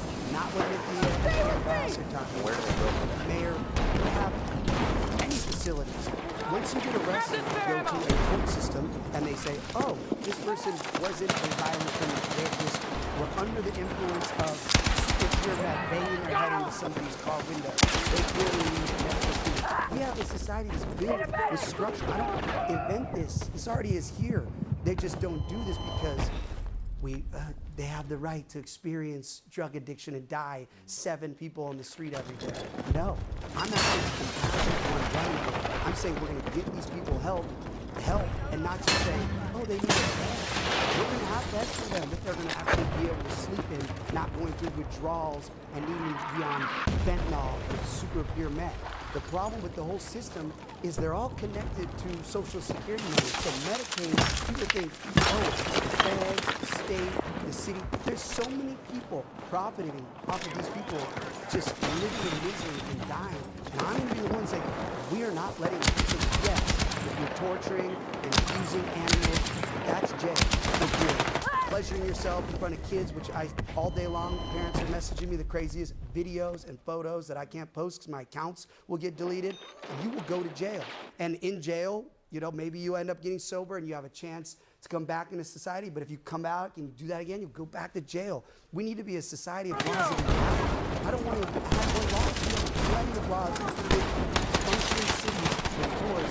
Look at Beverly Hills. This isn't happening in Beverly Hills. You can go have dinner there. Why do you think that is? Because they enforce their laws. There's plenty of cities around LA that these criminals know that it's like, I talk to firefighters and police, they literally can jump over the borderline. I can do anything here? Oh, over here, they have laws. Over here, LAC, we need to make sure everyone knows LAC is a city of laws to keep everyone safe, to keep the people that are dying on the sidewalk safe, stop letting them. We're paying over $1 million for needles right now in MacArthur Park. I have a text from Norm at Langer's Deli just asking me to come there Saturday, and he said she lied on the debate. He said after she said I'm not ready, they're giving out needles 4 times a day. It doesn't make sense because in my town, when tragically Matthew Perry passed a drug overdose, what happened to his dealer? We went after his dealer. That dealer goes to prison.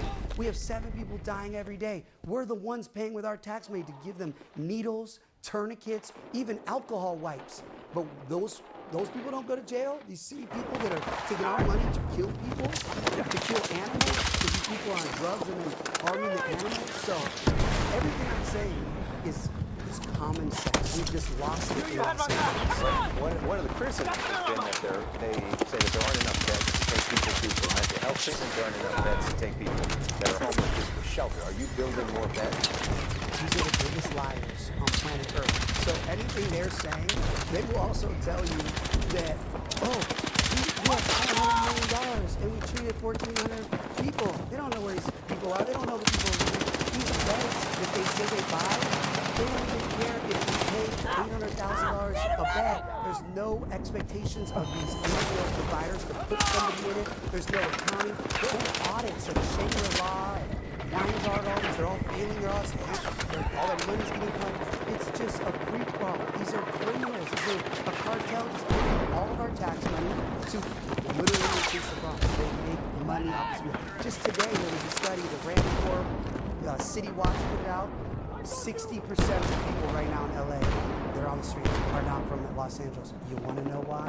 Because scam rehabs, scam NGOs, scam medics, all they're bringing these people here to make money off them, and they throw them on the street, and the money runs out, and the new one. So, again, as mayor, we're stopping this. There will be plenty of beds and treatment, and I'm going to launch it on my site. I have an amazing video coming out to show my campus with facilities and treatment where actual money will be used to get people sober, give them the chance to come back to the street, where there will be actual accountability. There will be transparency. You'll know where every single dollar is, and it's going to be millions, billions of dollars cheaper than increasing the problem. So you're going to build your own campus to do this? 100%. And where is it? Where can it be? Probably out in a beautiful federal land. Trees, but I'm going to city of Los Angeles. Probably going to be outside the city of Los Angeles because we need a very large piece of dirt. So this idea, because that was sort of rumored, that you're going to send people outside of LA. That is what you want. And how do you get buy-in for that from that community?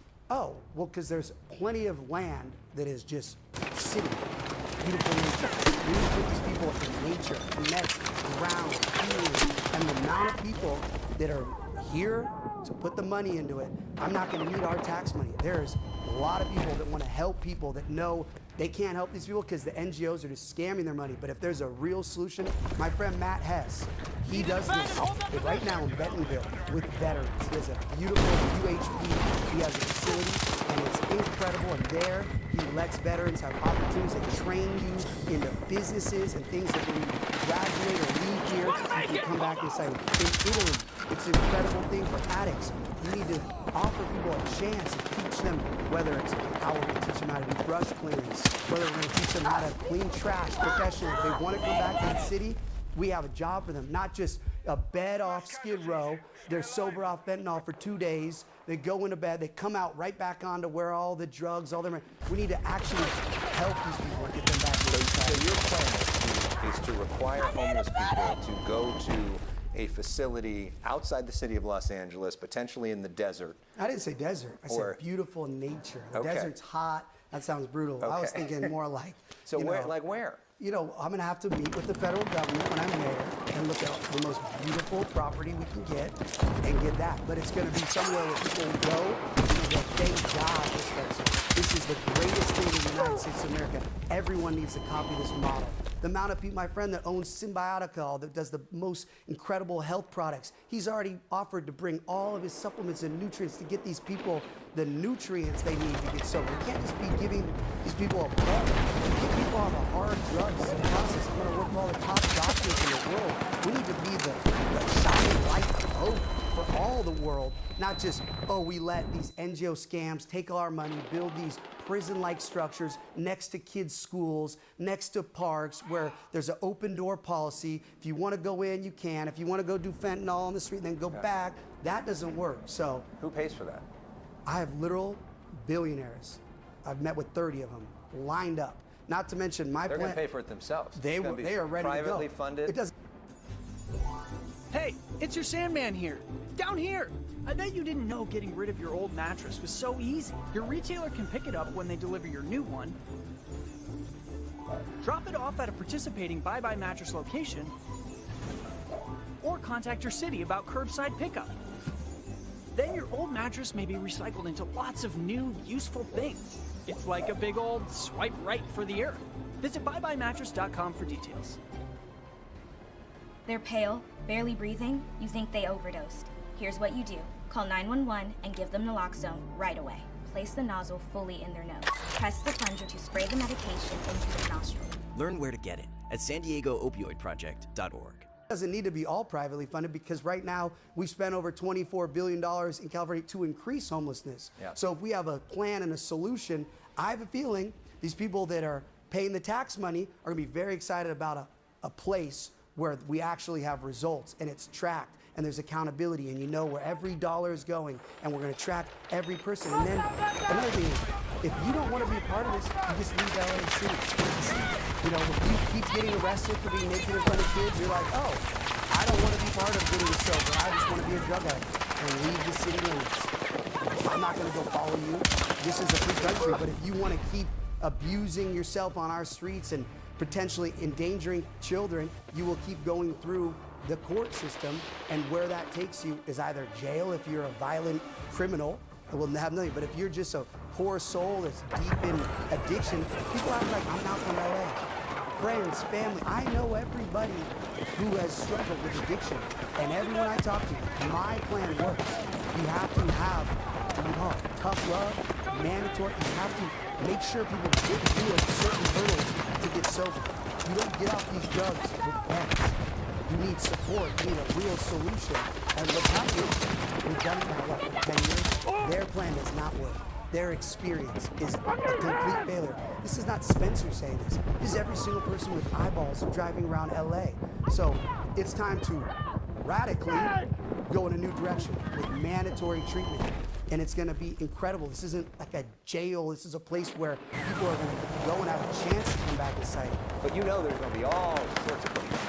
There's going to be people in the city council that push back. There's going to be folks that are homeless advocates that are pushing back. There's the whole homeless industrial complex that's going to be pushing back because that's taking money away from them. When that happens, and you're a man, how do you get over that? How do you fight back this giant system which has created this problem in the first place? You know, the bigger system is going to get back to the vital. The communities that are being destroyed, being endangered by this giant system that we're paying for. It's failing the actual constituents, the actual taxpayers. That's the system behind me. That's why I'm surging in these imaginary goals, because actual people in the street, they do not want naked drug addicts in front of their kids. And again, if it's going to take, maybe it's my back 4 years that this is finally done. Let's stay right now in reality. I will still use what housing we've already paid for, and we'll make it mandatory. No more can you go in and out with fentanyl or the super pure meth and go in and out. So again, the Supreme Court's decision right now says that you can't force somebody off the streets unless you have a bed. And the argument in Los Angeles has been there aren't enough beds. Other cities have enough beds where they've been able to do this. Los Angeles has not. Well, the good news is most of these people, like I said, 60% of them are not from Los Angeles, and they get stuck here and they want to get back. So we go to those people that we're helping get sober and we say, we will get you a bed in the places where you're from that has a bed.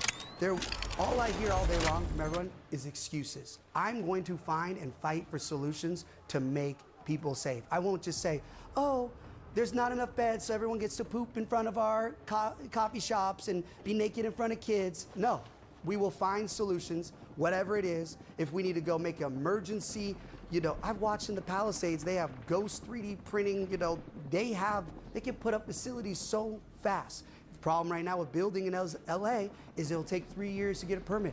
I will expedite. If we really have a bed issue, I promise you I will do everything to make sure the beds are existent. But I don't believe we have a bed issue. I believe we have people that don't want to use the beds because they want to do drugs and be on the street. And to that point, the other biggest issue is housing affordability. The rent's too damn high for so many people in this city. What do you do as mayor to make it cheaper for people? Well, first off, like I keep saying,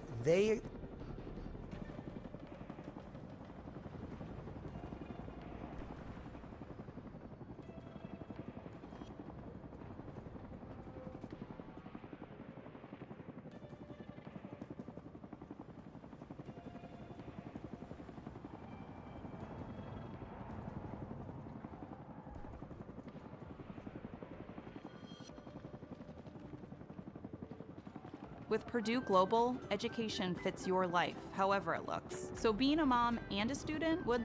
So earlier today...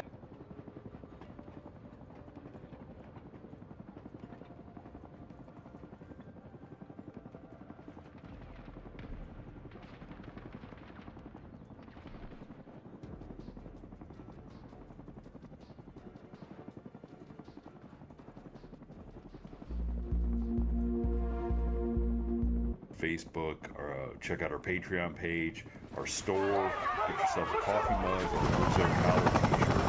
You do all kinds of great stuff.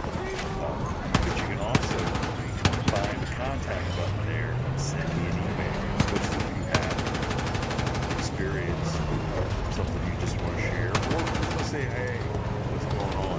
Or, I guess if you don't like what I'm doing, you can send me an email and tell me that too. I don't know.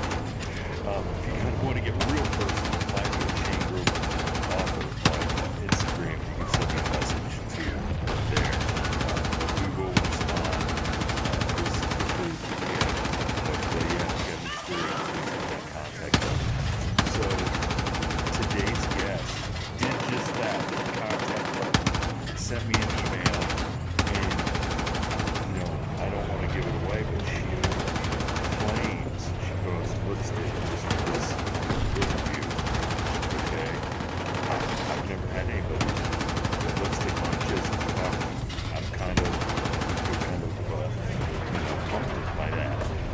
Martha. Welcome to the From the Shadows podcast, lipstick and all. Well, thank you very much. I'm glad to be here. I just didn't want to frighten anybody, so Well, I think they're used to seeing me. So you're from Kentucky, from outside of around Louisville, Kentucky. And I did not realize this before we were talking, before we jumped on. You said you're 8 minutes down the road from Waverly Hills Sanitarium. Or Sanitarium. What is it? Sanitarium. Waverly Hills. Like, what does that mean? What kind of energy does that place get off being a neighbor? you don't.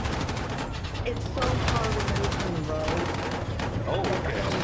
About it, it's not like you drive down the highway and see it. You have to go cut through a golf course to get there. Oh, wait.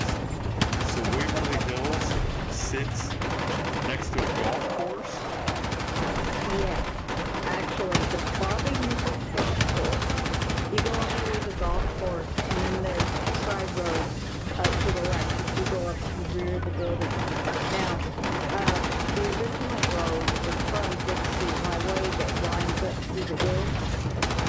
And, but then everybody used to go through that. That's interesting. You would think they'd turn it into really nice condos and golf course. Well, you're not on here to talk about golf courses and the price of real estate at Waverly Hills. You sent me an email and you sent me a drawing we're going to share. We've got a picture of the road this event took place on. And this is, I got no answers for what happened. So I want you to share with us what this event was. Send me an email. Well, I don't have any answers either. It was like nothing I've ever seen. And I didn't have anything to base it on. It was 2 o'clock in the afternoon. I was coming home from bingo yesterday. And just this little road that goes towards the back of my neighborhood. And this thing crawled over the guardrail, went across the road, and crawled over on the other side. Now, there's a little bit of a distance. I have no idea the distance, but it was fairly close. But I can't tell you what it was. It was kind of dark, muddy, brown, grayish in color, and it slithered like a bag of ice. It didn't have a head, really, and it was really fast, but it was over and went across the road and went up and over the other side. And it seemed like it was like a couple of raccoons together or whatever. They would go under the boat, across the road under the other side, but it went up and over it like a centipede, even though it didn't look like that. It looked kind of like a bag of bones because it undulated, the rise and fall of like something, and it just moved. It was about the size, about the size of a Sherman Shepherd, maybe not that tall, but it was just short. And I have nothing for reference, but that's what it looked like. And it was interesting. Okay, so you don't get many people who are able to draw pictures of what it is that they see. And you provided a really good drawing of what it is you saw. And I think, we'll put it up, and I think people will, like when I saw it, I'm like, is this like a giant slug? It looked kind of like that. Yeah. But it wasn't. There was something to it. And so it had no arms, no legs, nothing. No. How could I And so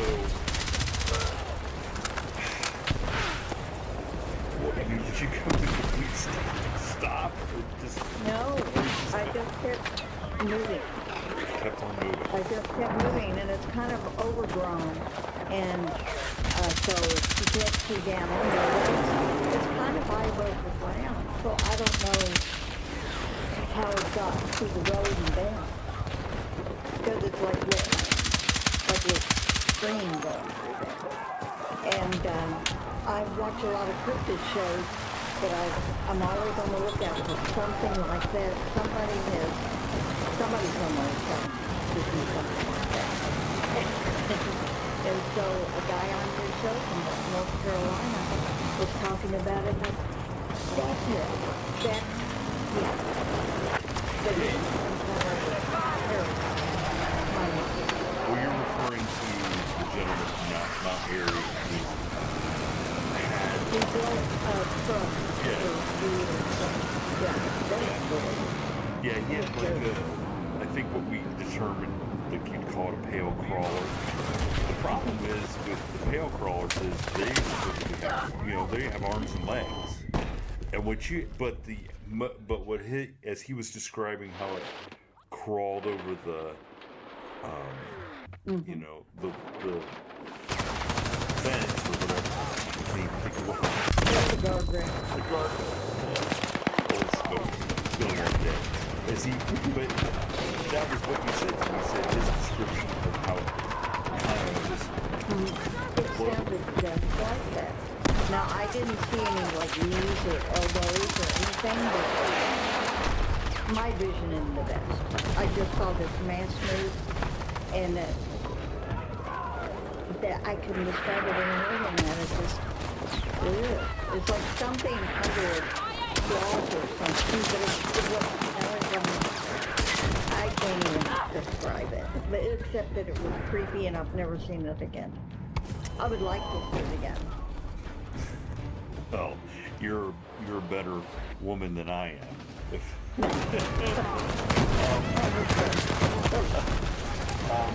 I heard like the picture you drew. If anybody's listening has seen something similar based on your picture, that they would certainly reach out, because I've never ever heard about anything that looked like what you drew and what you described. Because like I said, the tail crawlers talk to people about legs and also have a head. They also have like a face to them, even if it's not very I mean, it could have been like maybe tucked in, like and looking down. Maybe I just couldn't see it like that. I don't know. I wasn't close enough to get some real picture. But I've never seen anything like it, and like I said, I have no frame of reference. I couldn't say it looked like an armadillo, or it looked like a badger, or whatever. It didn't. Yeah. No, like I said, that's right. Like I said, I saw the picture you sent. Man, that looks like a big slug. That's just But it's interesting because you're right when you were saying that a normal animal would, because we've shown the picture of the road with the guardrails. A normal animal would go underneath, a deer or something. Plenty of light, and it was just. I should have gotten a good look at it, but I couldn't tell what it was. It's strange. And wouldn't you know it, there's always cars coming and going. But I was the only one there that night. And I could have scared somebody that before. Now, is this also a case where you might have won big at bingo and your mind get preoccupied with I'm hiding this money from my husband, and that's why you didn't get it? No, I come home and he says, "Where's my coat?" So, just check.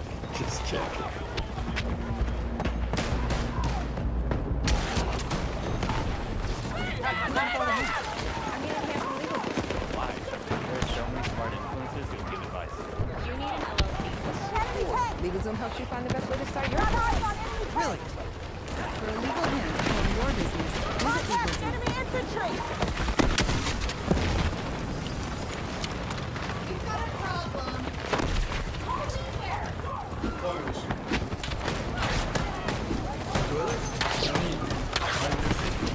That was fast. At WeCare, we have been providing award-winning AC and plumbing service for over 20 years.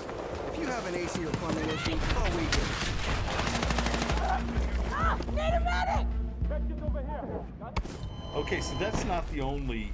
Well, that is crazy. That's not the only paranormal event that has happened to you in your life. So I know you want to talk. That's nothing. Well, I know you want to talk about a couple more. So what's the next thing that you want to share with the listeners? This is paramount. This is one of the things that I always refer to in my memory of weird things, because I was like 9 or 10. I don't know. It was about in 69-ish. And I was in Simpsonville in the country. I'm a suburbia girl, so I never experienced the country very much. But I was sitting in this house and I was looking at a very, very old house. And I was looking out the window. I was sitting there drawing or whatever. And there was something, it was at night, something was looking at me through the window. And it was only illuminated by the light from the room. And it looked like something, you know, like a sheet with the eyes cut out, looking in the window, but it was huge. But it didn't look like a sheet, it looked like gelatinous or rubbery or something, and the eyes were very wet. The eyes were very large, and they were very wet, and that's what I remember the most. And I had drawn a picture and sent that too, but it doesn't do it justice. Told my sister about it. You know, she came in, and her mother-in-law was there, and I thought it was her husband playing a prank on me. And I told her, oh, he didn't scare me. What are you talking about? He wasn't here. And I said, well, he was here because he had a mask. I said, oh, he's not here. We have no mask. And it's just a look they gave each other. That they just went on like over. Well, so how big? So like, were you on the first floor of this house, or was there a second floor? No, it was the first floor. I was on the first floor. But it was really high off the ground because I think this house used to be like I get confused with another house down there. It used to be a stagecoach stop. And it just, you know, the house is built high off, a little higher off the ground.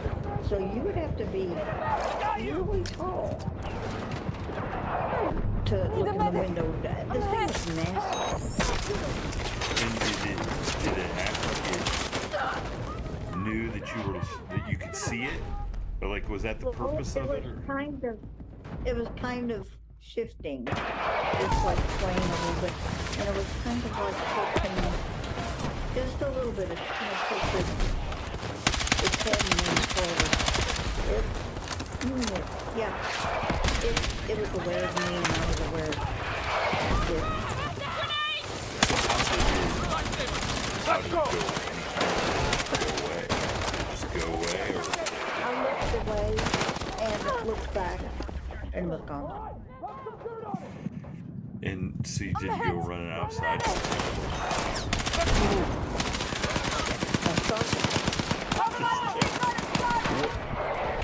Like, did you ever learn, like, was there any, like, folklore down there or out there in the country about anything like that, or was there any other reports? Probably, but no. And I was told, look, you don't want to talk about these things. Okay, because like I said, I was really young. Yeah. And so, but it's just that everybody, like nobody believes me. Everybody thinks, oh, well, you have a vivid imagination. But I saw it, for better or worse. Wow. And then another head scratcher. Like, I don't even know what that's about, you know, and you would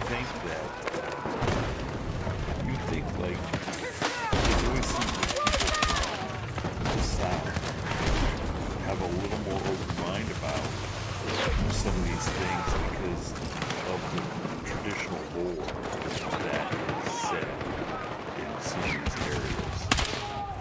So it's weird that they just talk about it. They just say, oh yeah, that's such and such. You know, that's... Oh, that's just her. That's Martha. Yeah. She's just like her.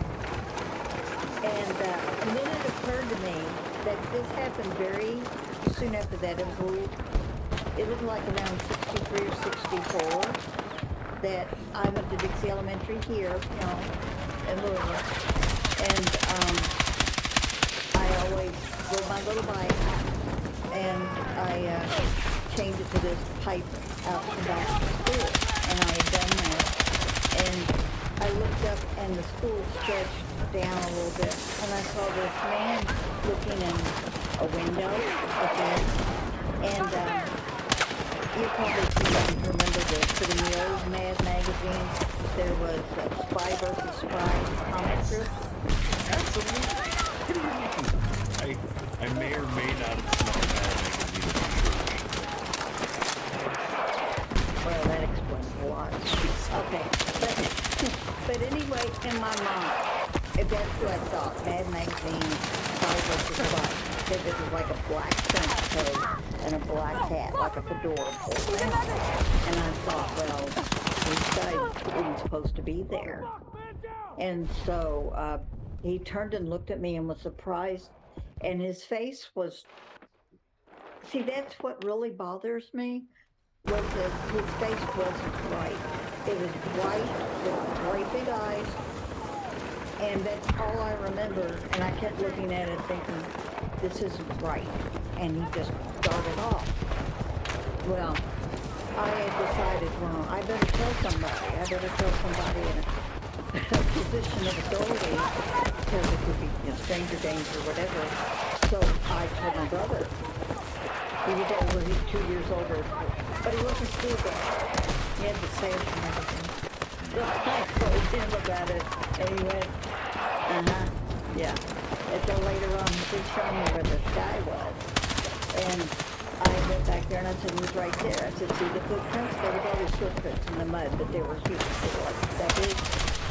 And he said, oh, you're crazy. You would have had to be 8 foot tall to look in that window. And I said, he was looking in the window, and he was wearing a black coat and a black hat. And he said, huh.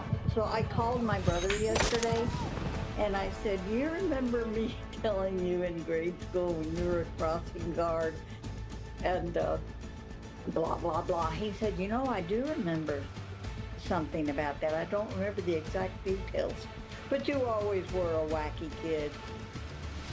Yep. I gotta be honest, it sounds like you're living in a horror movie, Martha. Well, it didn't really scare me. It was I thought like Stranger Danger scare, but well, I mean, so did it seem like a person, or did it seem? It looked like a person, except it was much bigger. The face was wrong though. It was white in the eyes, and then it was kind of covered, you know, the collar like they do in the movies, like that. But see, that bothers me because why can't I just see like apparitions or, well, I kind of do, but you know, like I'd like to see a Bigfoot or a, you know, Dogman or something like that where I could say, oh, that's what it was, instead of these weird, obscure things. I don't know. I have no answer for that. Maybe it's just lucky, I guess. Because a lot of people that see Bigfoot Dogman would be like, be glad you didn't see him, you know?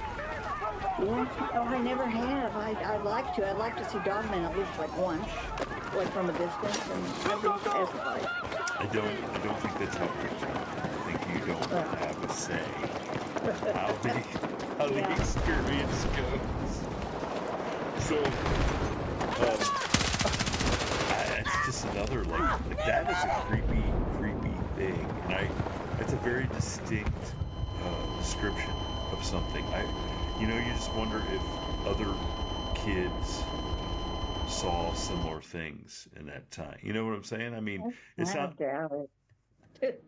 I don't know. They never talked about it. I would tell them about it, and then they wouldn't walk home from school with me anymore. So I learned not to tell them. Mom said I can't walk with you. Well, I'm hoping that there's people listening that have had similar experiences to validate. Oh my goodness. And think about how different that time was than now. Mm-hmm. If you were to go tell somebody now, hey, there's this big guy lurking in the window looking at the kids in the school, they'd have the cops there in 2 seconds. And weapons drawn, searching everywhere. Back then, it's just probably have cameras up and everything. I could go see, aha.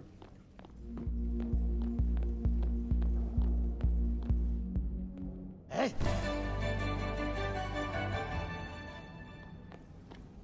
Ladies and gentlemen, good morning.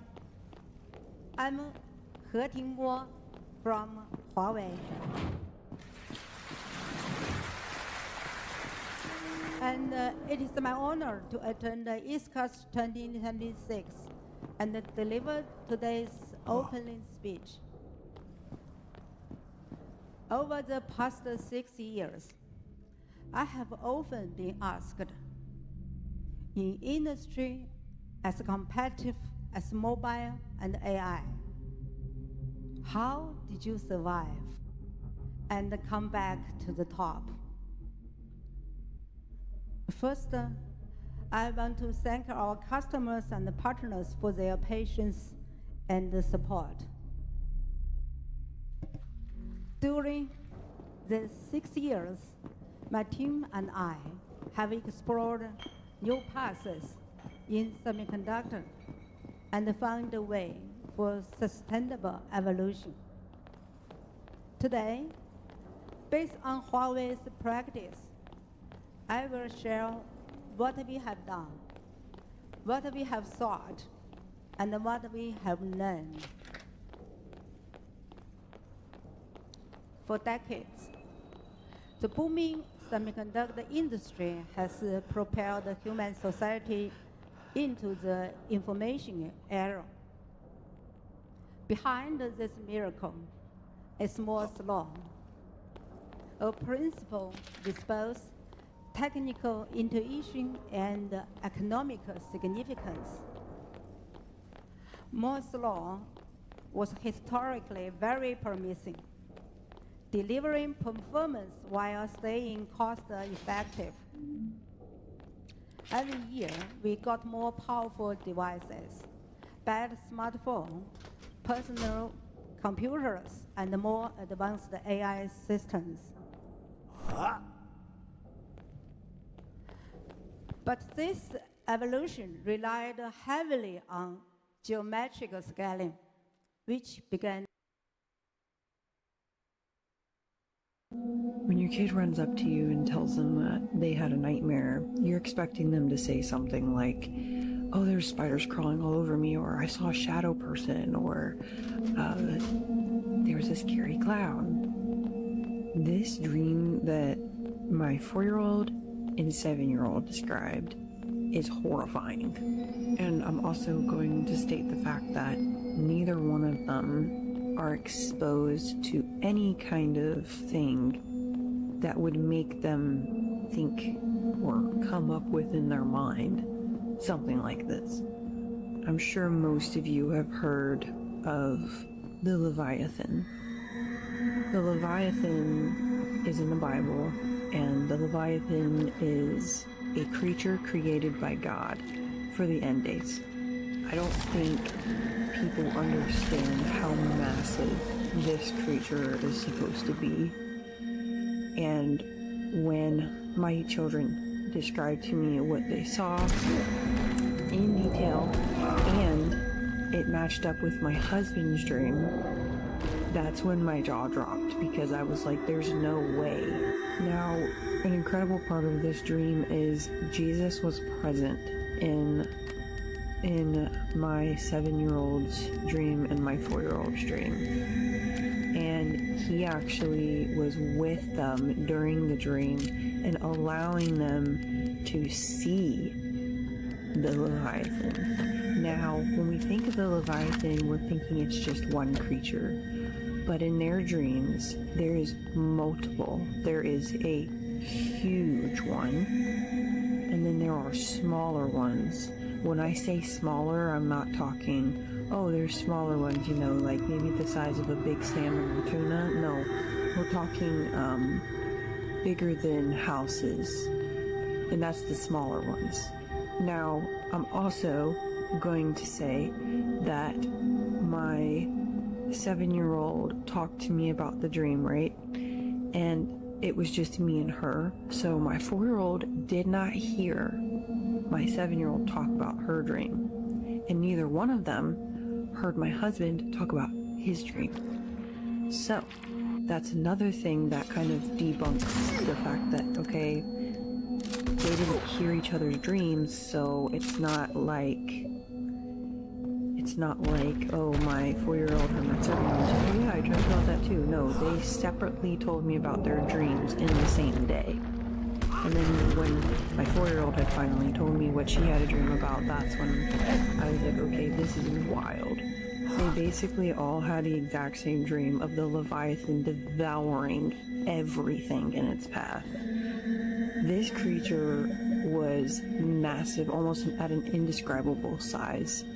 And it had a mouth similar to, I think I'm gonna say, let's think about maybe the sandworms that we see in the movies, similar to that. So big, wide mouth with razor-pointed teeth that are jagged, and it has more than one eye on each side. And then it has these, like, they were all describing not tentacles like an octopus, but almost kind of like just attached stuff on the side of its face that kind of resembled tentacles. So my 7-year-old loves to draw, and the morning that she had the dream, she drew what she saw. So I'm going to show that here.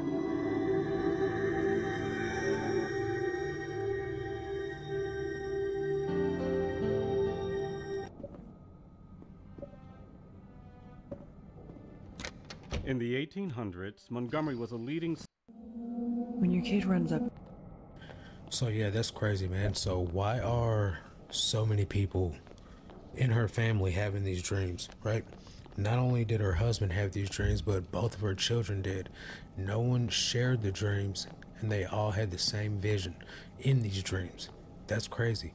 Now, the Bible does say something about Leviathan. She popped a Bible verse up there on the screen, so we're going to look that up real quick. So the Bible verse was Isaiah 27:1, and it says, "In that day the Lord with his sore and great and strong sword shall punish Leviathan, the piercing serpent, even Leviathan, that crooked serpent, and he shall slay the dragon." We know that this is a serpent of the sea. We know that this is a marine spirit of sorts. Right now you have people that don't believe in this, but the Bible is very clear about it. And I think that in these last days, the Bible is clear also that the young ones will see visions. Let me pull that verse up. The Bible says in Acts 2:16 through 18, "But this is that which was spoken by the prophet Joel. And it shall come to pass in the last days, saith God, I will pour out my spirit upon all flesh, and your sons and your daughters shall prophesy, and your young men shall see visions, and your old men shall dream dreams. And on my servant and on my handmaidens I will pour out in those days my spirit, and they shall prophesy." So we see in this video, the father would be the old man that dreams dreams, and both the young boy and the girl both saw visions and dreams, and they prophesied about this Leviathan. Now in the dream they also said that Jesus was there, so they know where their help comes from. They know that Jesus is the answer, and he's the one that slays the beast. Now, I think that it's crazy that so many people in this one household are having these dreams. That goes to show you that there's something going on to where these people are being used by God to be able to see in the spirit. And I think a lot of it comes as the frame of a watchman to come and tell us what's going on, because there's a lot of people that don't put any credence into this stuff, even though it's in the Bible. The world is Leviathan according to the Bible. We know from the Bible that Leviathan is alive and in the depths of the sea. This creature is even older than you can imagine because it survived the Great Flood. Notice that when God announced this catastrophe, it was to destroy only those living on land. There is no mention of the creatures of the waters. In fact, that was when Leviathan got plenty of food because many people perished under the waters. But now, let's get to the point. The first place Leviathan could have been is near Argentina and Chile. In my previous video, I talked about a group of scientists who detected a sound from a huge creature in that area. They even determined its size. The scientists, not knowing what it was, called it the bloop.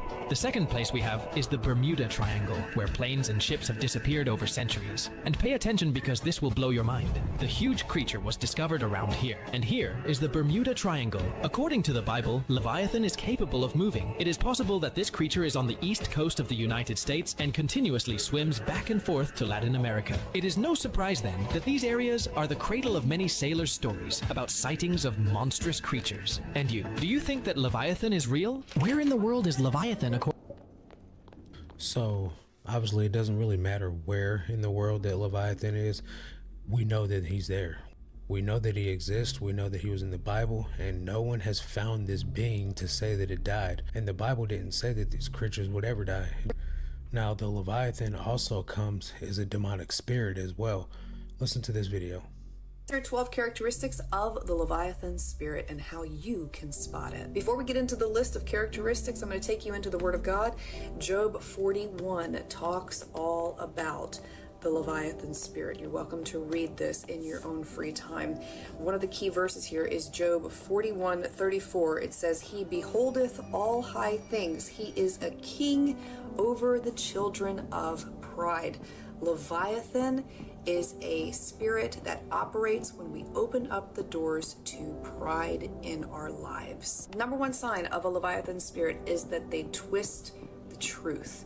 They will often tell half-truths. They will often manipulate the truth. They will often twist something that you said to make it sound like something other than what you said. Second sign of a Leviathan spirit is that it breaks covenant relationships, both in the person's life and around that person, specifically marriage covenants. And this is the spirit that is most responsible for a majority of divorces. The reason why a lot of people get divorced is rooted in pride. This spirit also severs your relationship with God. The word tells us that God resists the proud. So because of the pride operating in this person's life, they may be on more of a religious tract where they do things to make it look like they have a relationship with God, but they don't have a real relationship with God. Another sign of the Leviathan spirit is that the person is stiff-necked. They are immovable. They are unteachable, which is a very dangerous place to be as a believer. They are hard-hearted, cold, unempathetic, unable to empathize with others. Having a Leviathan spirit will block communication with the Holy Spirit. Like I said, God resists the proud. Someone who has the spirit of Leviathan will also be proud, arrogant, and haughty. They also may be a whispering liar. They may revel in gossip. And if you listen closely, you will begin to hear the fruits of their heart as they speak. Another sign of the Leviathan spirit is that they are contentious. Typically what you'll see in people who have this spirit in operation is that strife, chaos follow them wherever they go, and there is no peace around them. Spirit will also lift up leaders for the specific assignment to destroy them and tear them down. And you may also find this spirit bad-mouthing those in authority. The spirit also causes depression. I mean, given all the signs I've already given, you can understand why someone with this spirit would get depressed. And the last characteristic is that it creates blame and self-pity. So how do you conquer this spirit? If it's operating in someone else, there's nothing that you can do if that person is unrepentant or willing to change. But I will tell you, based on my own personal experience, that there was somebody close to me who had this spirit and was operating this way, and I'm here to tell you that God did deliver this person, and he is completely free and clear of this spirit and has a renewed heart. So please believe that all things are possible with God. And I would simply advise you to pray for this person. Pray that the pride blinders be removed from their eyes and that God will soften their hearts. Now, if you feel like you have this spirit in operation on you, because sometimes it can be generational, then it does need to be cast out. And if you have questions about deliverance or where to go for it, you're always welcome to ask me, and I'll be more than happy to direct you to someone who can help you. If this has blessed you, you're more than welcome to follow for more like this. Here are 12 characteristics. So yeah, if you know anybody with those characteristics, try to get away from them unless you're like you're married to them. Then all you can do is pray. But ultimately, like Sabrina said, that person will need deliverance. Now, I've shared this video from her a number of months ago. I want to say probably closer to 8 months ago. So I felt like it was fitting to share this again as a refresher in conjunction with this topic of the Leviathan. So I'm really interested to hear your thoughts on this down below in the comment section. I'll put the links for every video that I reacted to down in the description. You'll have to press the more button to open the description box. They're next to camera emojis. That's gonna do it for this one. I'll catch you guys on the next one. Until then, God bless.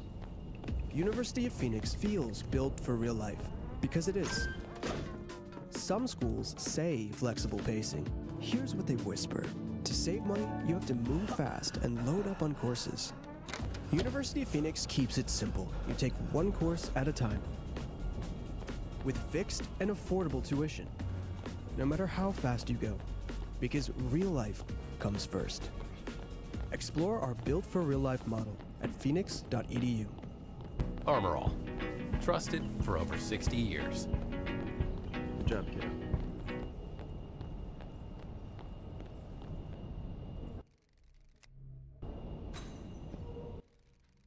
Remarkable and chilling, actually, when you listen to what Scott Stillman said and wrote nearly 10 years ago, warning of the rampant fraud throughout Minnesota. And for speaking the truth, he says he was destroyed. This has the potential to be Minnesota's Watergate. I stand by my allegations. I stand by my claims about the $100 million. It could potentially be higher than that. Scott Stillman was a digital forensics supervisor for the Minnesota Department of Human Services from 2007 to 2017. In 2018, he sounded the alarm in front of the Minnesota Senate and the Minnesota House. And believe me, Minnesota's government programs are being victimized by organized crime because of lack of controls. Stillman was the first to blow the whistle on what he and his colleagues were uncovering as early as 2015. Fake daycares defrauding Medicaid for millions. Every time I did a search warrant, every single time we went through the door during business hours, there were never children in there, ever. It was set up with tables and chairs and toys, but they appeared disused, dusted. These daycares, is it fair to say that they were run by members of the Somali community here? Every daycare I investigated was run by Somalis, owned by Somalis. This was fraud and other issues on a scale I had never, ever encountered before. And you see them billing Monday through Monday, holidays, weekends, sometimes 12, even 24-hour billings, and you see no children coming and going. And you're realizing, okay, look at the logs and they're billing for 100 kids a day. And in one case, or in cases, they identified money going from their bank accounts to prominent politicians in Minnesota. And then what? What happens? We started seeing a lot of our cases, we would present them for prosecution, and we were presented with roadblocks. You don't have enough evidence. This isn't really a crime. Questions of, they thought, issues of race. He wrote 2 emails to his superiors at DHS. And I felt I had a responsibility, a moral responsibility. I also had a legal obligation. I wrote 2 emails, detailed emails to my supervisor, recording my